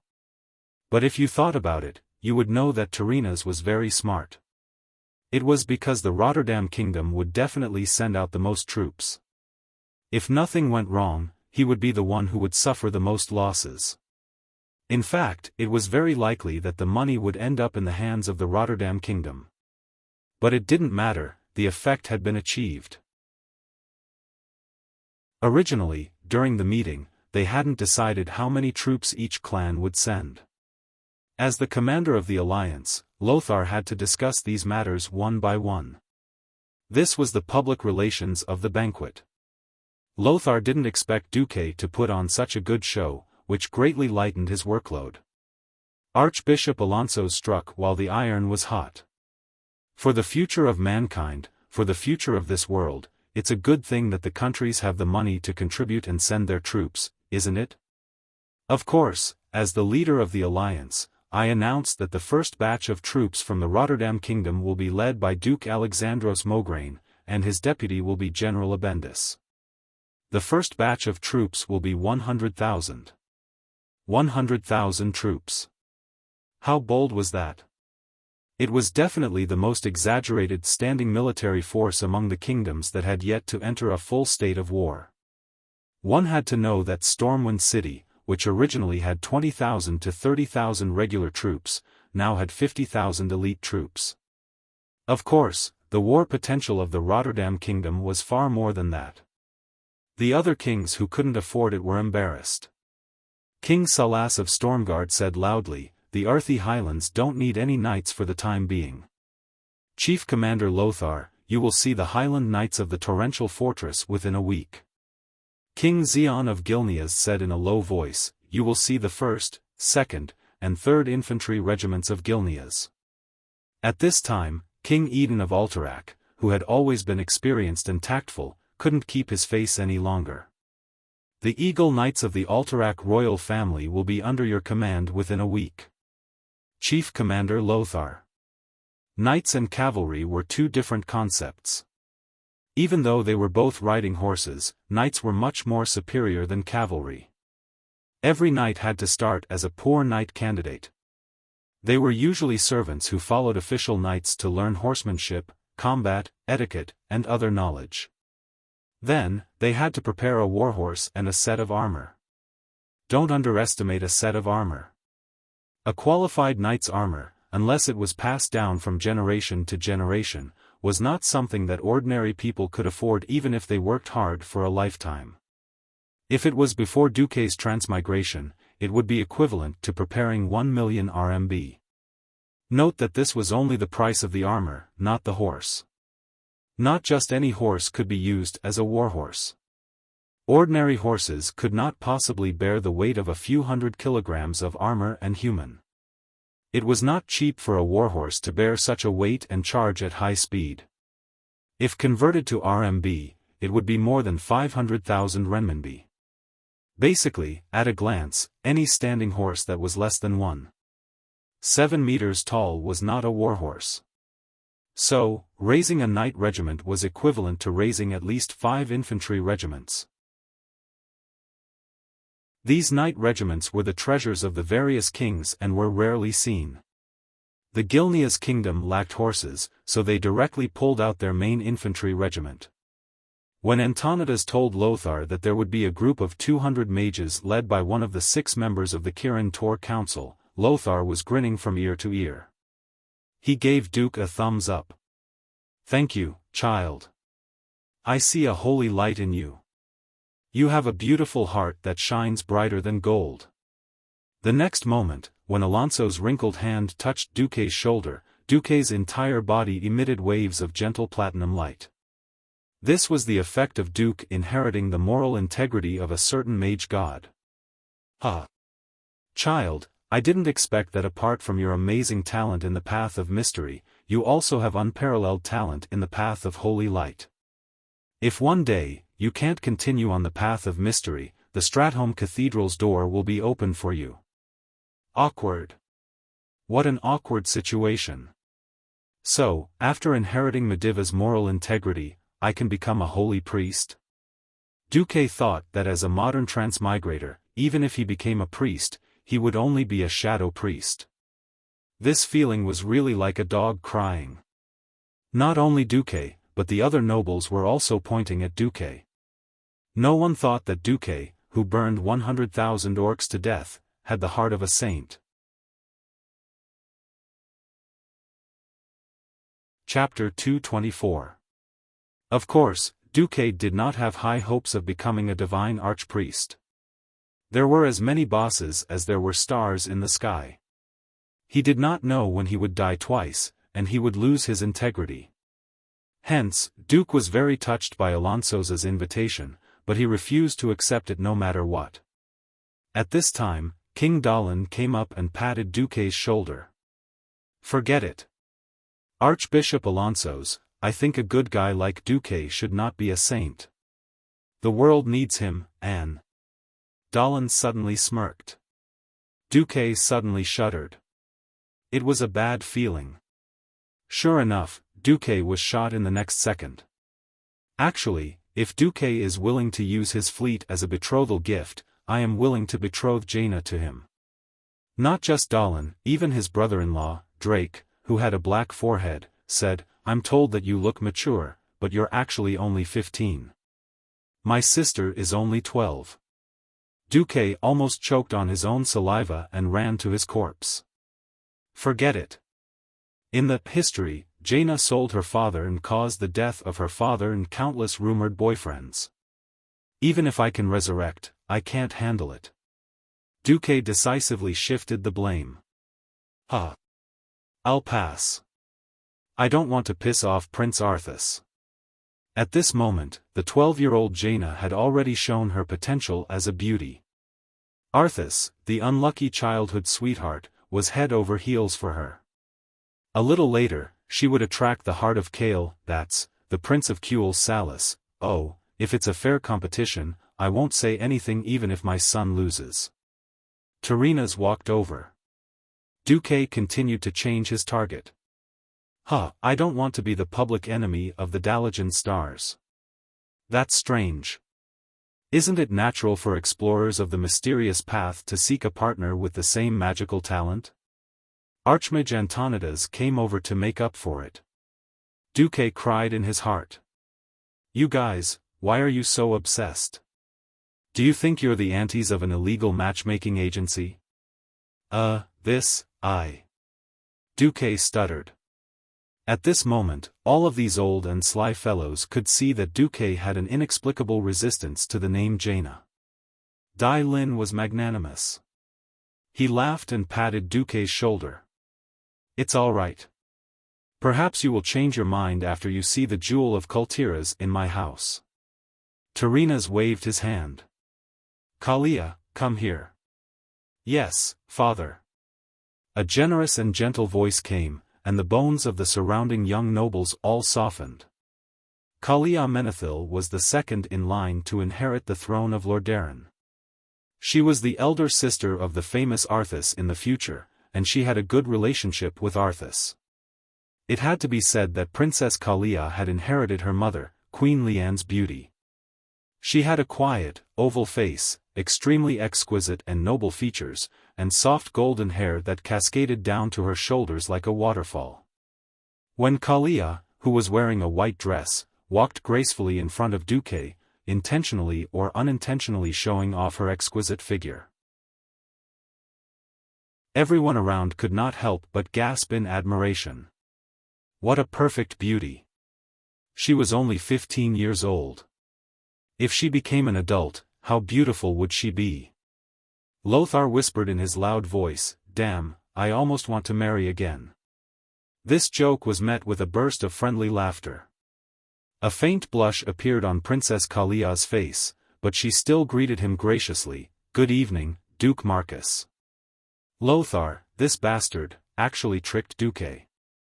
"Hey, young man," the princess greeted you. "Don't you feel embarrassed if you don't give her a greeting gift?" For a moment, the surrounding nobles jeered.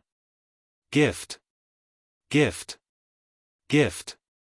Anyway, everyone knew that Duque was a tycoon. Didn't the cunning Tarinas want to more or less trick Duque? "Kid, at least give me 10 pounds of pearls, right?" Duque was actually poor. Although he did not care about money, there were hundreds of thousands of refugees, and he had come to Lordaeron to show off. He really did not have much money left. Because of the war, the nobles instantly tightened their purse strings. It was difficult to sell luxury goods for a high price now. Something like 10 pounds of gold pearls, Duque did not want to give it. Moreover, she was the princess of Lordaeron, the strongest of the 7 kingdoms. Would she care about this? Of all things, she could not lose face. Duque gently waved his mage cloak. He was just short of saying, "Get out of my way, I'm going to show off." Then, Duque made his move. During the days of training in Karazhan, although Duque did not create an ice circuit that was comparable to the arcane fire magic circuit, but there was still a small circuit of ice magic. Duque pointed his finger, and the wine in the waiter's hand suddenly flew into the air. As Duque's left index finger moved nimbly, the wine suspended in the air actually started to spin. What kind of magical control was this? Duque's understanding and control of elemental magic was completely beyond the imagination of an archmage like Antonida's. The show continued, and a cold breath emerged from Duque's palm. Crystal clear ice petals formed in front of everyone's eyes. An ice rose made of ice elements. Under the brilliant light, every single ice rose petal could be seen clearly, layer upon layer, forming a blooming rose. Not only that, but there was also a faint flame flowing in the cold flower path and petals, flickering. Just this dreamy appearance alone caused the ladies in the audience to exclaim. At this moment, Duque was possessed. He did not know why, but he remembered some classic scenes from movies. He did a perfect hand kiss, imprinted his perverted pig mouth on the back of her snow-white and soft hand, and then handed over the rose of ice and fire that was enough to kill the heart of almost any girl. Your Highness Princess Kalia, only the most beautiful rose can match the most beautiful you. I hope you like this little gift. With that, Duque retreated with great style.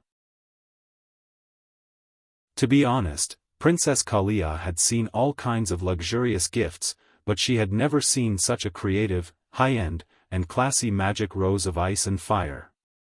Tyrrhenas turned his head slightly to look at his court archmage. The old archmage shook his head in shame. He was telling his king, I can't do such exquisite magical control. On the other side, the princess was completely drunk. Her aqua-blue eyes stopped moving, and in her field of vision, there was only this beautiful dreamy rose. The flickering flame in the rose had attracted all her attention. She did not even know that her face was blushing so beautifully.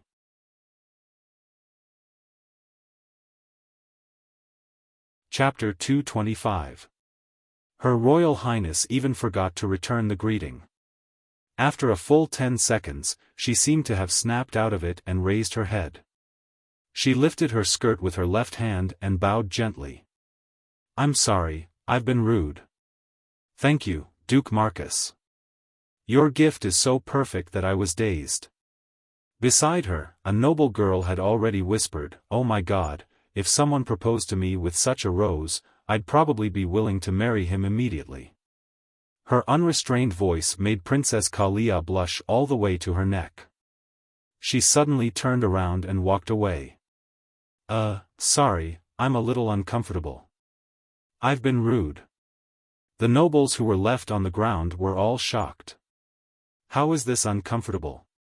It's clearly the most dazzling pearl of the Rotterdam Kingdom, Her Royal Highness, is tempted. At this moment, all the big shots present felt a jolt in their hearts. The situation seemed to be a little subtle. No king was a fool. Everyone could tell that although Stormwind was defeated, it was still victorious. They could still maintain their vitality under such a great disparity between the enemy and their allies. Lothar was very outstanding, but his excellence was still within the scope of human imagination. Duque was different. Not only was he ridiculously young, he also lacked courage, wisdom, strategy, and strength. He fought the demon king Sargeras, set fire to the orcs, and saved 50,000 elites with an ice ship. If all of that was just limited to rumors, the establishment of the alliance after Duque came to the Rotterdam Kingdom was really seen by all the big shots. Everyone knew that without Duque's intelligence and deductions, the alliance would not have been established so quickly. Everyone knew that without Duque, the kings would not have made a promise so easily just now. Perhaps without Duque, the alliance would still be established, and the troops would still be sent. However, with Duque, the process would be accelerated by who knew how many times? Which one was the most anxious now? Of course, it was Stormwind who had lost their territory. Without Duque's operation, Stormwind would only be left with a group of refugees and defeated generals. Even if the refugees survived, they would only be absorbed by the countries in the northern continent. They would become expendable in the war. The destruction of Stormwind was equivalent to a disguised war bonus for the other countries. Stormwind, on the other hand, would only be an empty shell. It would be controlled by the various countries. How could it be as free as Lothar was now? Even if the other 7 countries all retreated, Lothar still had 50,000 elite soldiers to fight one last time. This was the confidence of one's family.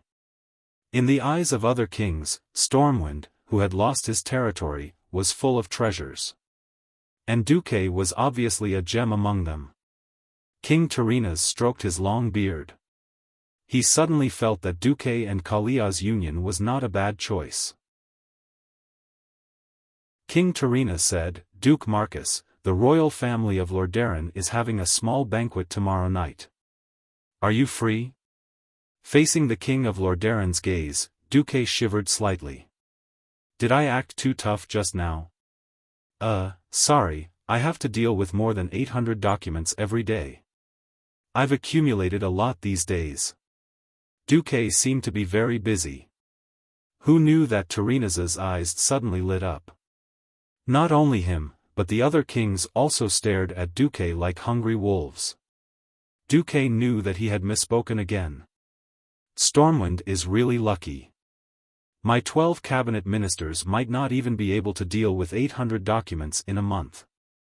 Tarinas seemed to have found another reason to rope in Duque. Duque's mind was filled with curses. Yes. In terms of magic and strategy, he was starting to mature. But whether it was in his previous life or this life, his political sensitivity was zero. Duque decided to play dumb. After some small talk, Duque was dragged away by Lang. On a balcony, the door was closed, blocking out the noise of the banquet. At this moment, the king, who had always been wise most of the time, seemed a little lonely. "Duque. Actually, I want to say, I'm very grateful to you. Without your arrangements, I would have died a long time ago. Most of the soldiers and civilians of Stormwind also died in the city. I wouldn't have formed an alliance today." "Ugh, your majesty, wait, let me finish. You are a very talented person. To be honest, I always thought that I could give you everything you want, but it turns out that I was wrong. Stormwind is too weak. If you think that joining another kingdom is a better choice, I will give you my blessings." "Wait. Your Majesty. Wait. Are you mistaken about something? I've never thought of leaving the Stormwind Kingdom."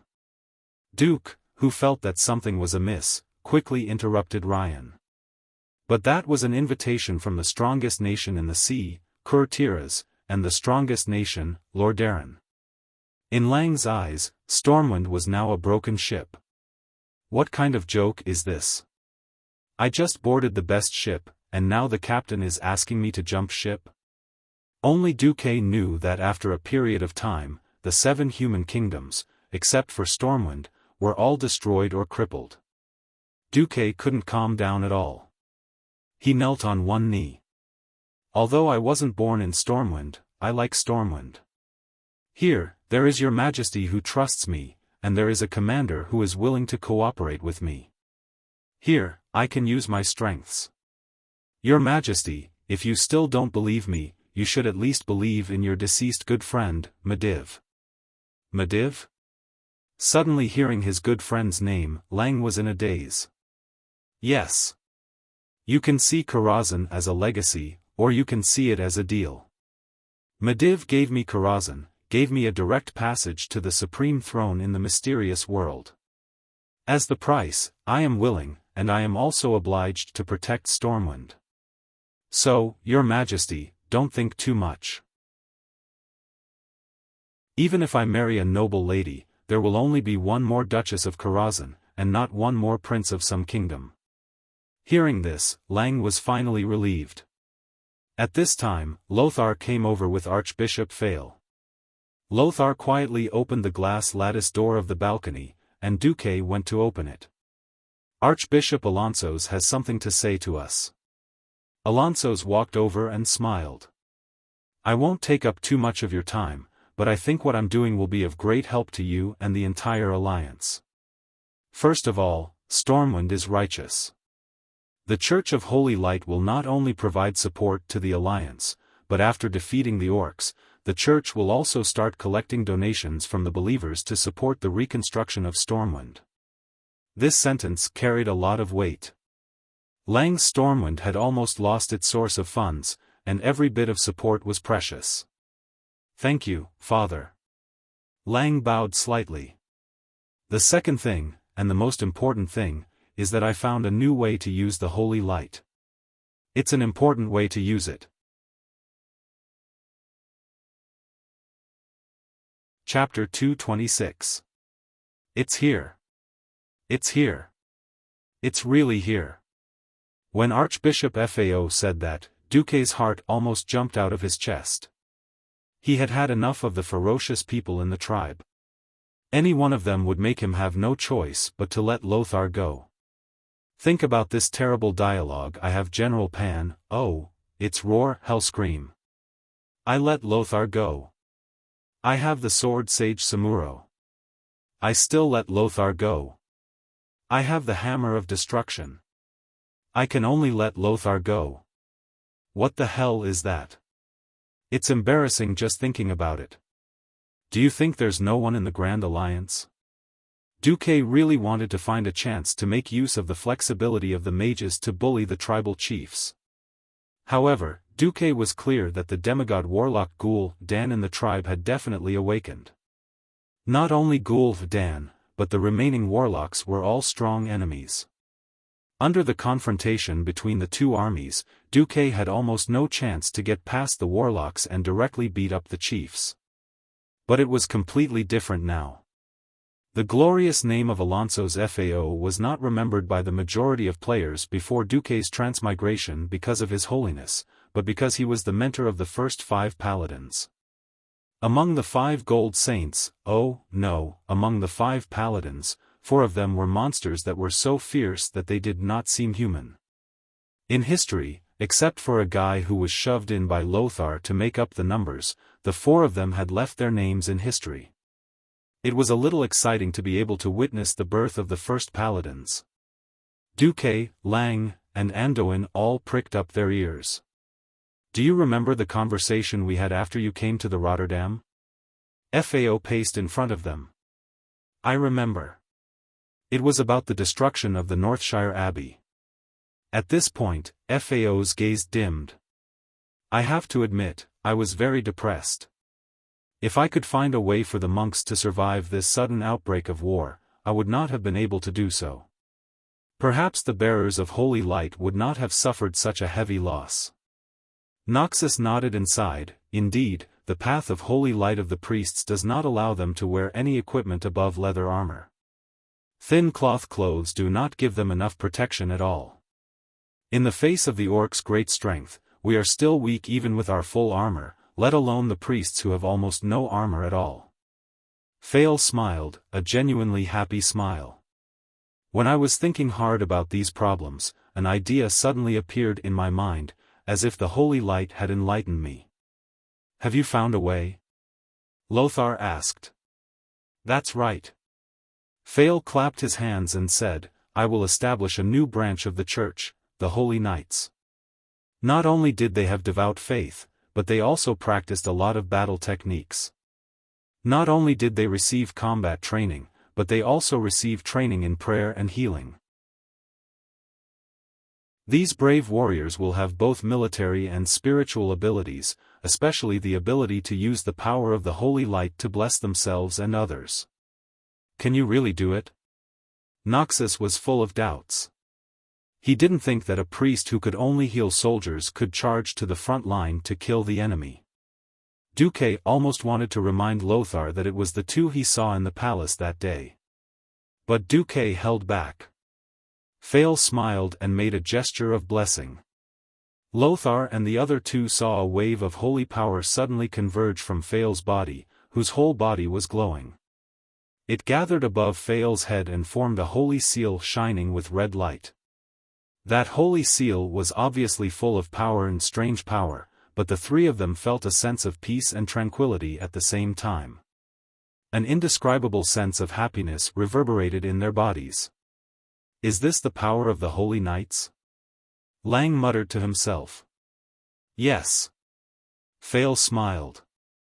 Duque impatiently asked, "Have you found suitable candidates?" "Actually, I have found 4. You can meet them tomorrow morning.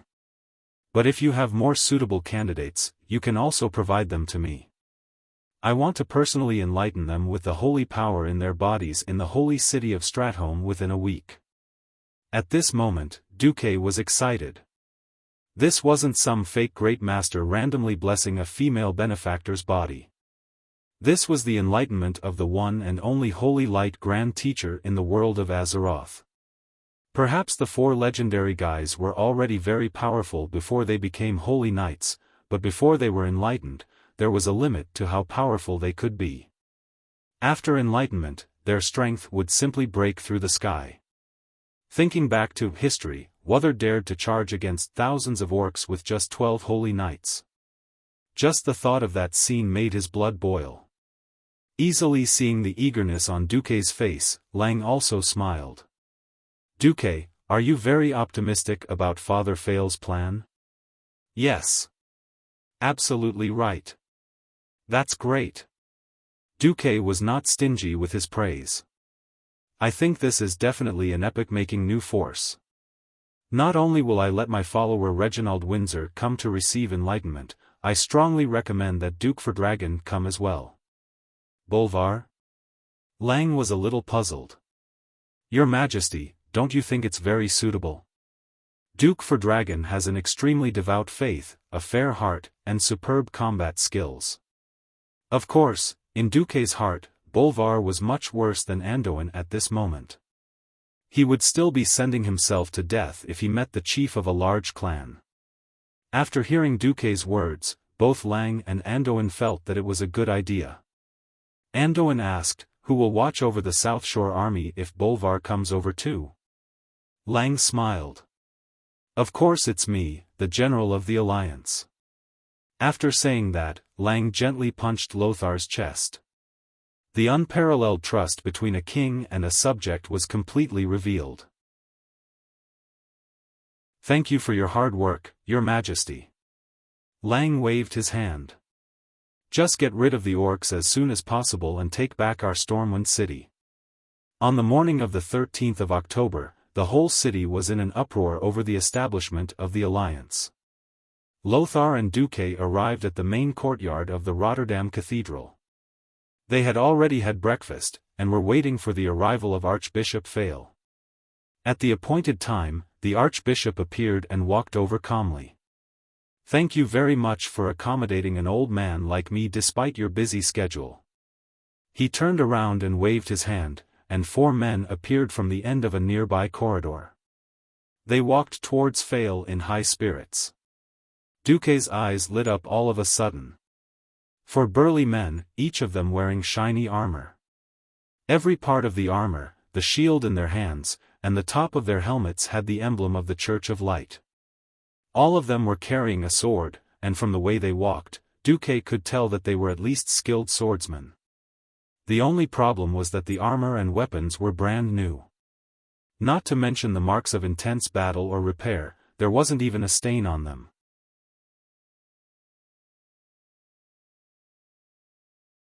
Chapter 227. If he didn't guess wrongly, there might still be some dishes to order now. No, that should not include Uther and Tyrion Fordin. When the orc slaves wreaked havoc in Rotterdam a few days ago, they had already started killing. However, at that time, they were using hammers, and now they were using swords to pretend to be gentle.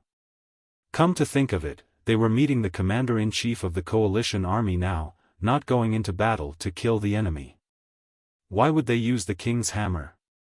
Oh, why would they use the king's hammer? Anyway, in order to give the commander-in-chief a good first impression, they naturally had to look good. Few people would bring their own background music when they appeared, and Uther was clearly one of them. He was handsome and elegant, coupled with his burly figure and sunny appearance, as well as the faint glow of holy light wrapped around his body. If one took a closer look, they would feel as if they were listening to the organ playing hymns in a church, and the faint but melodious singing of the holy children echoing in their ears, giving them a feeling that even their souls had been sublimated. Please allow me to introduce Uther, Sidan Dathahan, Tyrion Ferdin, and Turayan. Fael pointed at them and smiled like a proud father who was promoting his sons to the parents of the women at a blind date. They will be very important members of the Silver Hand Knights that I am about to form. Fael paused for a moment, and then introduced Lothar and Duque to the 4 paladin-in-waiting. This is Sir Anduin Lothar, the general of Stormwind City and the commander-in-chief of the Alliance. And this young mage is his colleague, Duke Marcus, the great hero who killed the demon king Sargeras and burned hundreds of thousands of orcs. Fael smiled. Now, it's time for you young people. The 6 of you have a good chat alone. The archbishop nodded to everyone and left the courtyard. Duque had never thought that he would one day be worshipped and sought after by those famous and powerful people of later generations. However, thinking about it, Duque had long been famous. In fact, Lang had also intentionally or unintentionally promoted Duque's reputation through MI7. Compared to Lothar's series of inconspicuous achievements, Duque's deeds as a young hero were more legendary. The more desperate the situation was, the more people hoped to see a hero, a role model, a leader who could lead them forward. Duque did not disappoint. Therefore, Duque's reputation also rose. You couldn't kill Sargeras back then? I'm sorry, but nobody knows how to destroy the fallen Titan's soul. Just how powerful are demons? When I have time, I can teleport you to Karazhan. It's attacked by demons once a week on average. Lothar and Duque were surrounded by the candidates. Turalian, the shortest of the group, seemed to shrink back. Others, like Uther and Tyrion, were relaxed and at ease. Compared to Duque, who was familiar with the future, Noxus was still doubtful. He didn't know what this new class would bring to the Alliance's army. When Lothar was thinking about how to give them hope without dampening their enthusiasm, as well as how to make arrangements for them, Uther broke the silence. Dear Commander, the Archbishop has told us the direction to go. We are also very clear that we are about to face an extremely cruel battle. We will listen to all your orders, and we will fight for the people and die for the people. You can order us whenever you feel it is necessary. Uther was a tall man with a chiseled face, and his expression was always full of determination. There was a faint golden glow in his sea-blue eyes. It was a gaze that was almost holy. From his words and body language, Duque and Anduin could feel Uther's devotion to the holy light. He was more fanatical and determined, but lacked the passion and delicacy of Archbishop Fael. Sidan Dathahan, who was the tallest and was labeled as 2.03 meters by Duke's system, had an even thicker warrior's aura. He waved his fists forcefully. We don't ask how many enemies there are, we only ask where they are. We will completely defeat those orcs and drive these dirty and cruel fellows back to their planet. Tyrion Fordring was equally firm in his faith, but he was not as fanatical as Uther. He chatted with everyone amiably. The last one was Turalian. The short paladin candidate did not actively participate in the discussion of faith.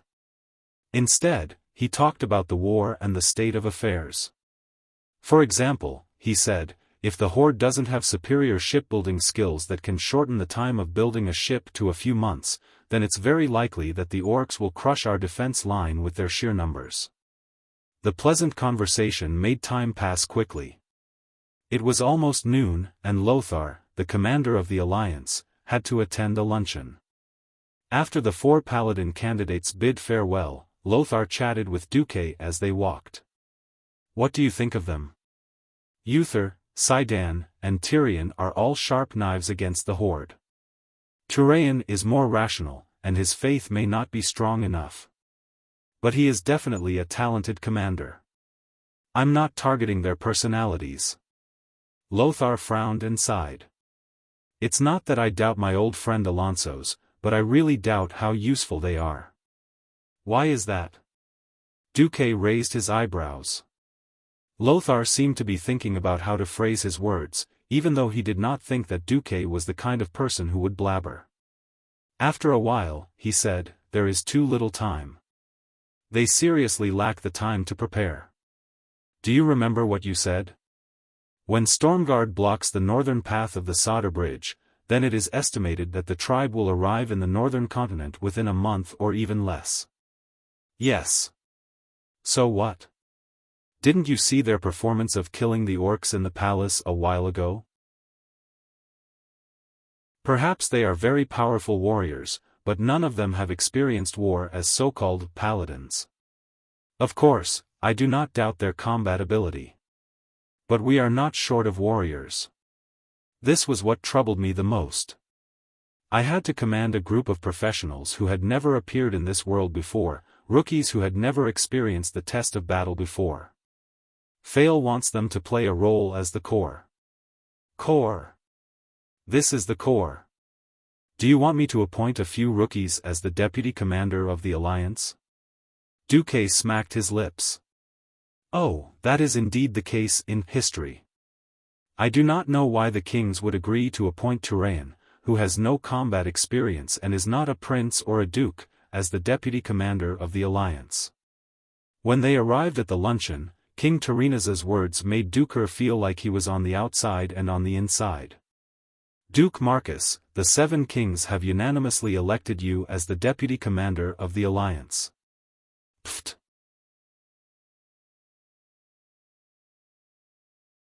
Chapter 228. Duque choked on the wine he had just drunk, which amused Tyrrhena's and Andoin. Cough, cough, cough, why me? Don't tell me you're not going to choose the holy knight that Archbishop Fao recommended? Duke whispered his doubts. At the long table, Tyrrhena's elegantly put down the wine plate in his hand. That's also a choice. Tyrrhena's looked at Andoin, and Andoin immediately gave him a knowing look. Andoin continued, I think it is similar to me being elected as the commander of the alliance.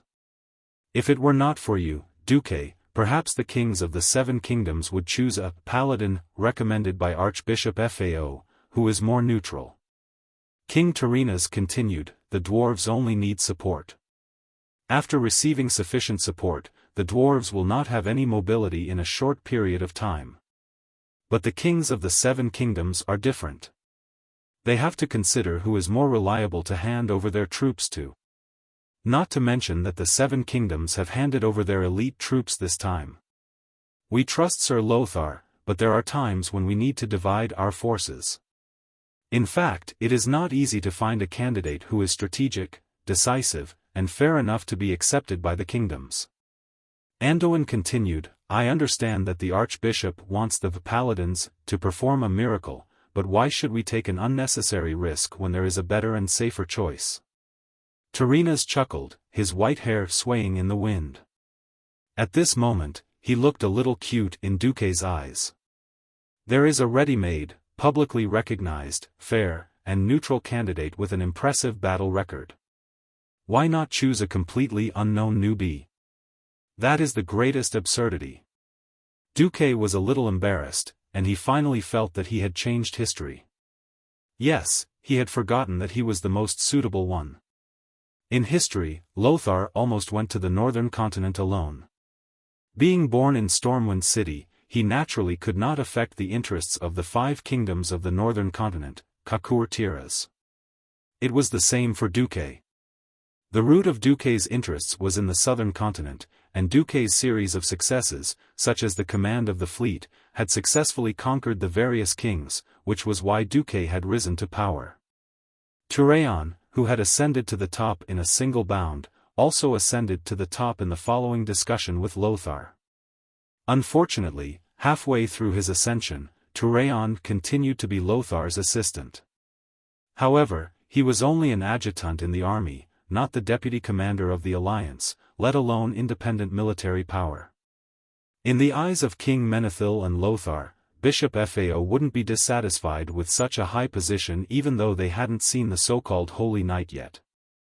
This was all for the sake of the Archbishop. After all, a paladin was a combat profession, not some strategist college or military academy. I'm sorry, Turalian. Duque smiled bitterly in his heart. After that, they talked a lot during the lunch. Tarinas talked about forming the Silver Hand Knights with the Paladins as the core. This was not a short-term matter. First, it would take at least a month to recruit people from Rotterdam and even the entire northern continent.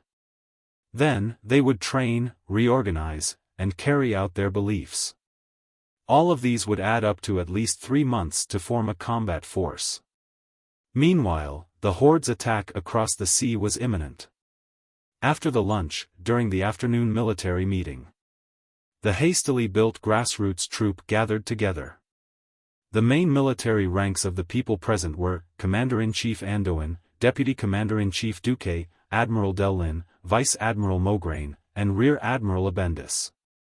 Of course, the main reason was that most of the kings had rushed back to their countries to mobilize their troops, and the King of Rotterdam was not good at military affairs. The kings also had a private agreement to prohibit Tarinas from commanding the army. Delin was a king, but he played the role of admiral in the Alliance's navy well, showing his respect for Lothar. The current situation is that my fast reconnaissance ship discovered that the Horde has built a large number of small and medium-sized transport ships, but not a single ship that is comparable to our destroyer. A large-scale sea crossing without any cover? Lothar's head hurt. This is not common sense. That's common sense. Duque calmly reminded, if it were a normal human, it would be impossible for them to climb over the cliffs on the east and north side of Stormwind City to attack the 2 low walls of Stormwind City. In fact, the Horde did it, and Stormwind City fell because of it. No one refuted Duque. Lothar looked up. Who has a more reasonable inference? Duque glanced at Admiral Delin, and pointed to South Shore in the middle of the huge map. If I don't have good shipbuilding skills, or enough time to build a large number of battleships to resist the enemy, but I have enough troops, I will use a large number of transport ships to drown the enemy. Delin looked at Duque unhappily. I want to remind you, Deputy Commander-in-Chief, that the first fleet of courtiers has arrived at the dock of South Shore, and the second and third fleets will arrive in 5 days. The storm fleet that Your Excellency passed the command to me is also waiting for orders in South Shore. What he meant was not to underestimate the dominance of courtiers in the field of naval warfare. Very good confidence, Admiral. May I ask how many battleships the 4 fleets have in total? 12 reconnaissance ships, 312 destroyers, 89 cruisers, and 18 large battleships. Admiral Delin puffed out his chest proudly.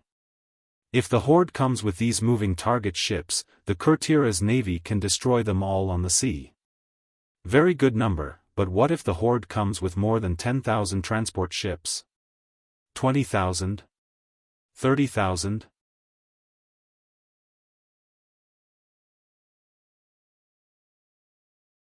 Chapter 229. Duque was very busy. After introducing the South Shore defense line.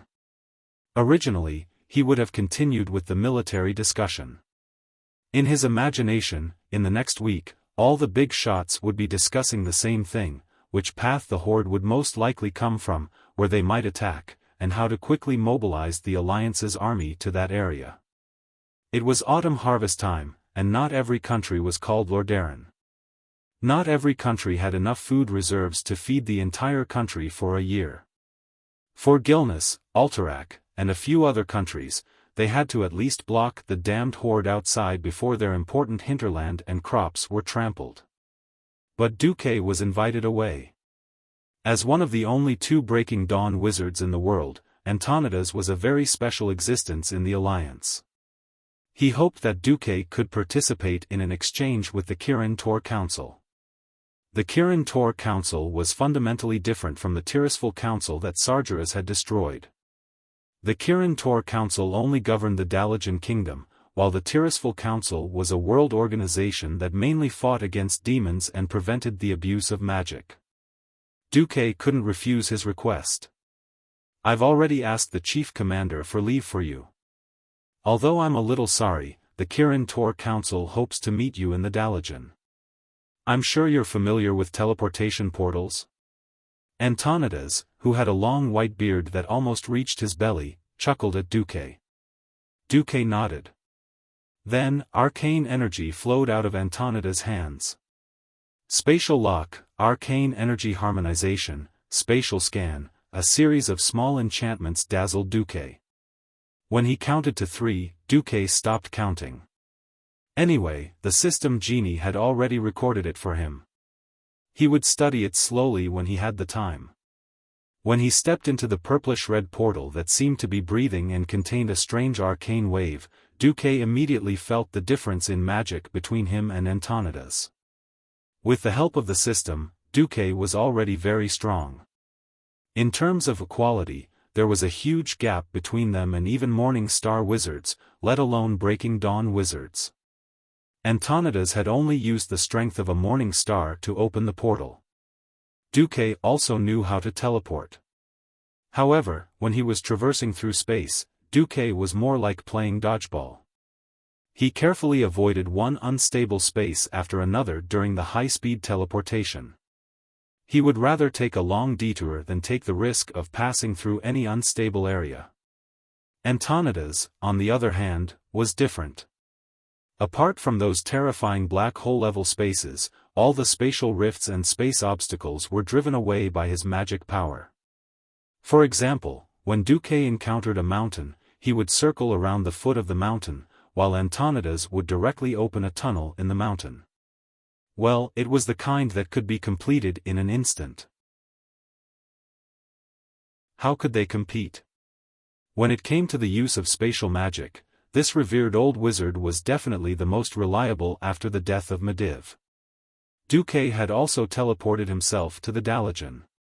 His magic was strong enough for this task, but when Duque successfully crossed this daunting distance, Duque would probably vomit and have diarrhea for a while before he could recover.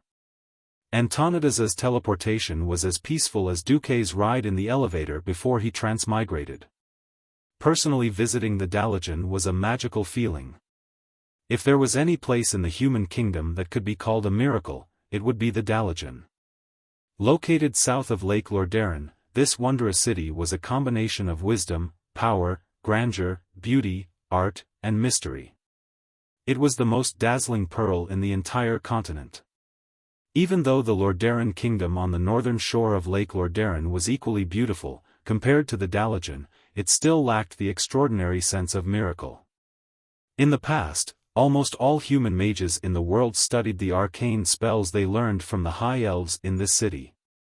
The mysterious and elegant white towers that spread throughout the city symbolized the wisdom, ambition, status, and power of the mages. Antonidas had invited Duque here when the enemy was right in front of him. Naturally, there was no way he could give Duque any time to sightsee. Duque was directly invited to the Magic Hall where the Kirin Tor Assembly was located. The Kirin Tor Assembly Hall was a very magical space. Strictly speaking, this place did not belong to the Dalajan city. In a sense, this was already the airspace. If his vision and the system elf's altimeter were not deceiving Duque, this place was 1,024 meters above the Dalajan city. The low clouds were at his feet. Looking ahead, it was already a dark sky with twinkling stars. It was as if a hook had been placed here, firmly hooking the sky and hanging in the air. Only the bright lights of the Dalajan city on the ground allowed Duque to barely see that this place was still a part of the world of Azeroth. Not only did he have the high-altitude view like he was sitting on an airplane, but the space at the top of his field of vision also had slight changes. The space-time fragments that were swept up by the space storm caused the scenery in the sky to change strangely. Sometimes it was the darkness that made people sleepy, or maybe it was the brightness of the rising sun. This was obviously not a scenery that could be seen normally. The 6 council members stood on a huge metal ring that was even higher than Duque. If Duque wanted to talk to them, he had to raise his head, and each of them stood at a 60-degree angle. This made Duque rather unhappy. But what made him even more unhappy was the attire of the council members. Perhaps it was to make the person who was being questioned feel a sense of awe.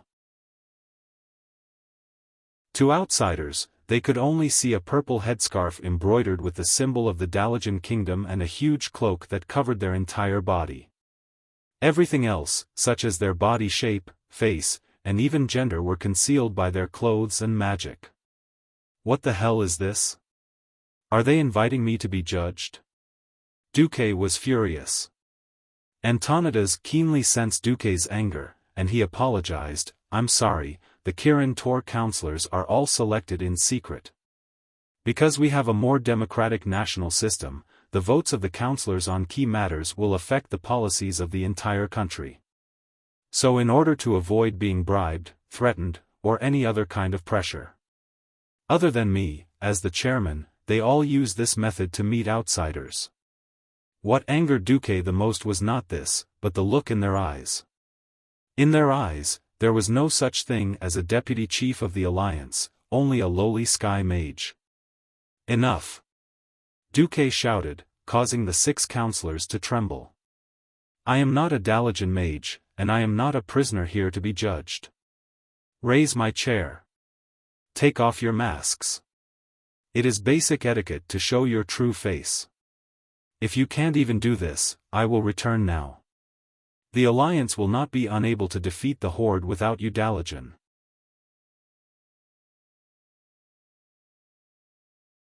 Chapter 230. Duque's words were very serious, and several counselors immediately retracted their contemptuous gazes. But this was not enough. Please understand, our secret principle, humph. Duque sneered mercilessly, expressing his disdain for this pretentious game of shadow. Duque was very clear about the thoughts of these counselors. Why did the Kirin Tor Council invite him here?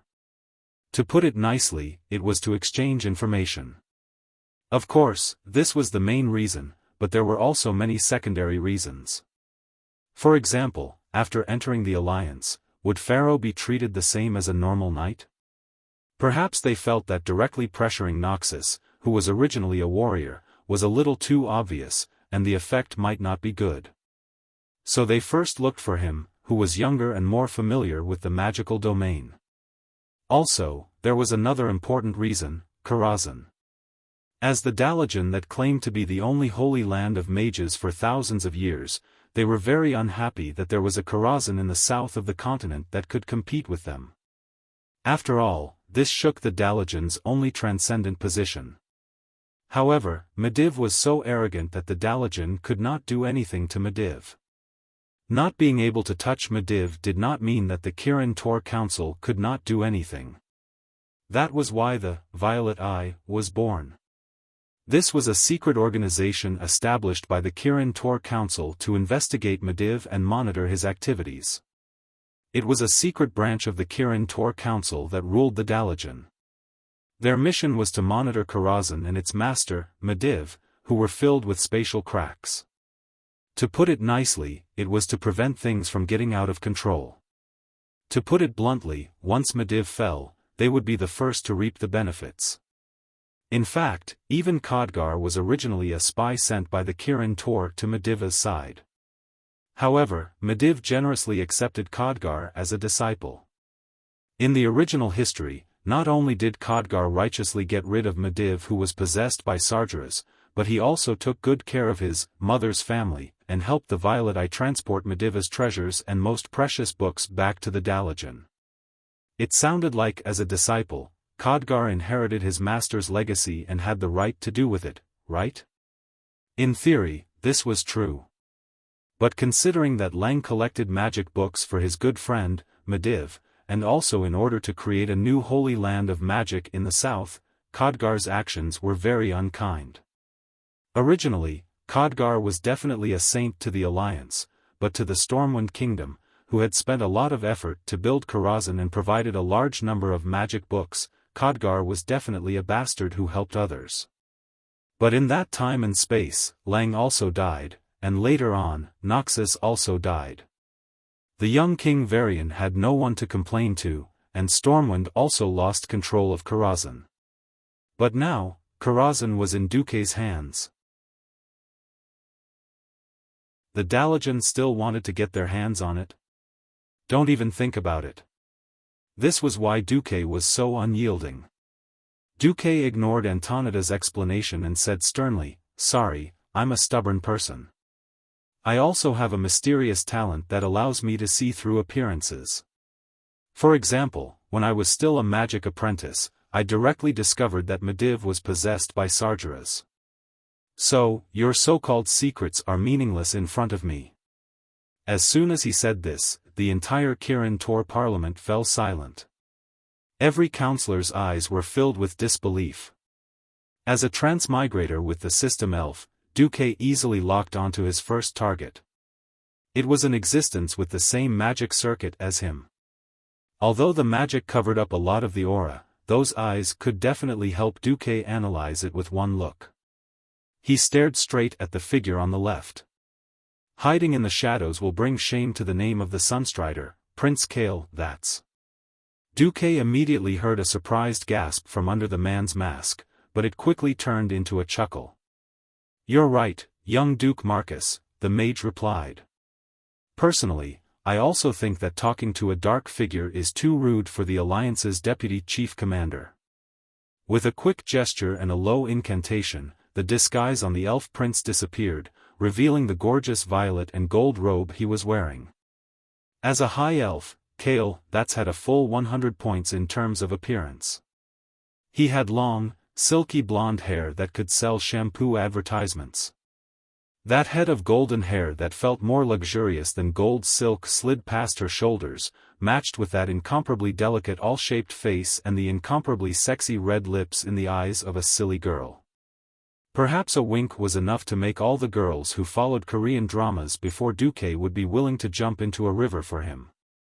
But Duque hated him. Men hated men who were more handsome than themselves. Don't ask why. Kale, that's expression had a hint of vigilance towards Duque's slight disgust, but his good upbringing allowed him to maintain his elegance. "Is this better?" "Much better, thank you," Duque said. He turned to look at the counselor on his right. "What about the others? Do you want me to continue? Lord Krasis? Or Lord Kel Thuzad, who is right behind me?" As a red dragon, Krasis and Kel Thuzad, who had a unique smell of the undead, were easier to distinguish than a lighthouse in the dark with the help of the system elf. 4 of the 6 counselors had revealed themselves, and the remaining 2 had no reason to hide. The counselors of the Kirin Tor Tower all thought so, and they all removed their concealment methods. They didn't know that Duque didn't know the remaining 2 counselors at all. Duque wasn't in the Dalajan, so who would know who the 2 counselors that weren't even recorded in history books were? In fact, he wouldn't even know if he saw them. After being slapped in the face by Duque, Antonidas waved his hand, and the surrounding landscape immediately changed. It became a rectangular table that was commonly seen among nobles. "Please sit." Antonidas took the lead and sat on an invisible chair. The 6 counselors sat on one side, and Duque sat on the other. Since their positions were equal, Duque didn't make things difficult for them. He exchanged information about the tribe with the Dalajan as equals. "You said that the orc planet is Draenor? Through the dark portal, they connect the 2 worlds? That's terrible. If there's a chance, we must destroy the dark portal." "What?" "The warlocks of the tribe all use the forbidden power of the demons. They can absorb human life, and they can also resurrect people and turn them into immortals. This is really annoying news. We will study how to deal with it." After a series of exchanges, Duque was sent away by Antonidas. You're tuning into the Xiaofan's Wuxia Tales YouTube channel. Don't forget to subscribe and join us on this journey to catch the most captivating stories.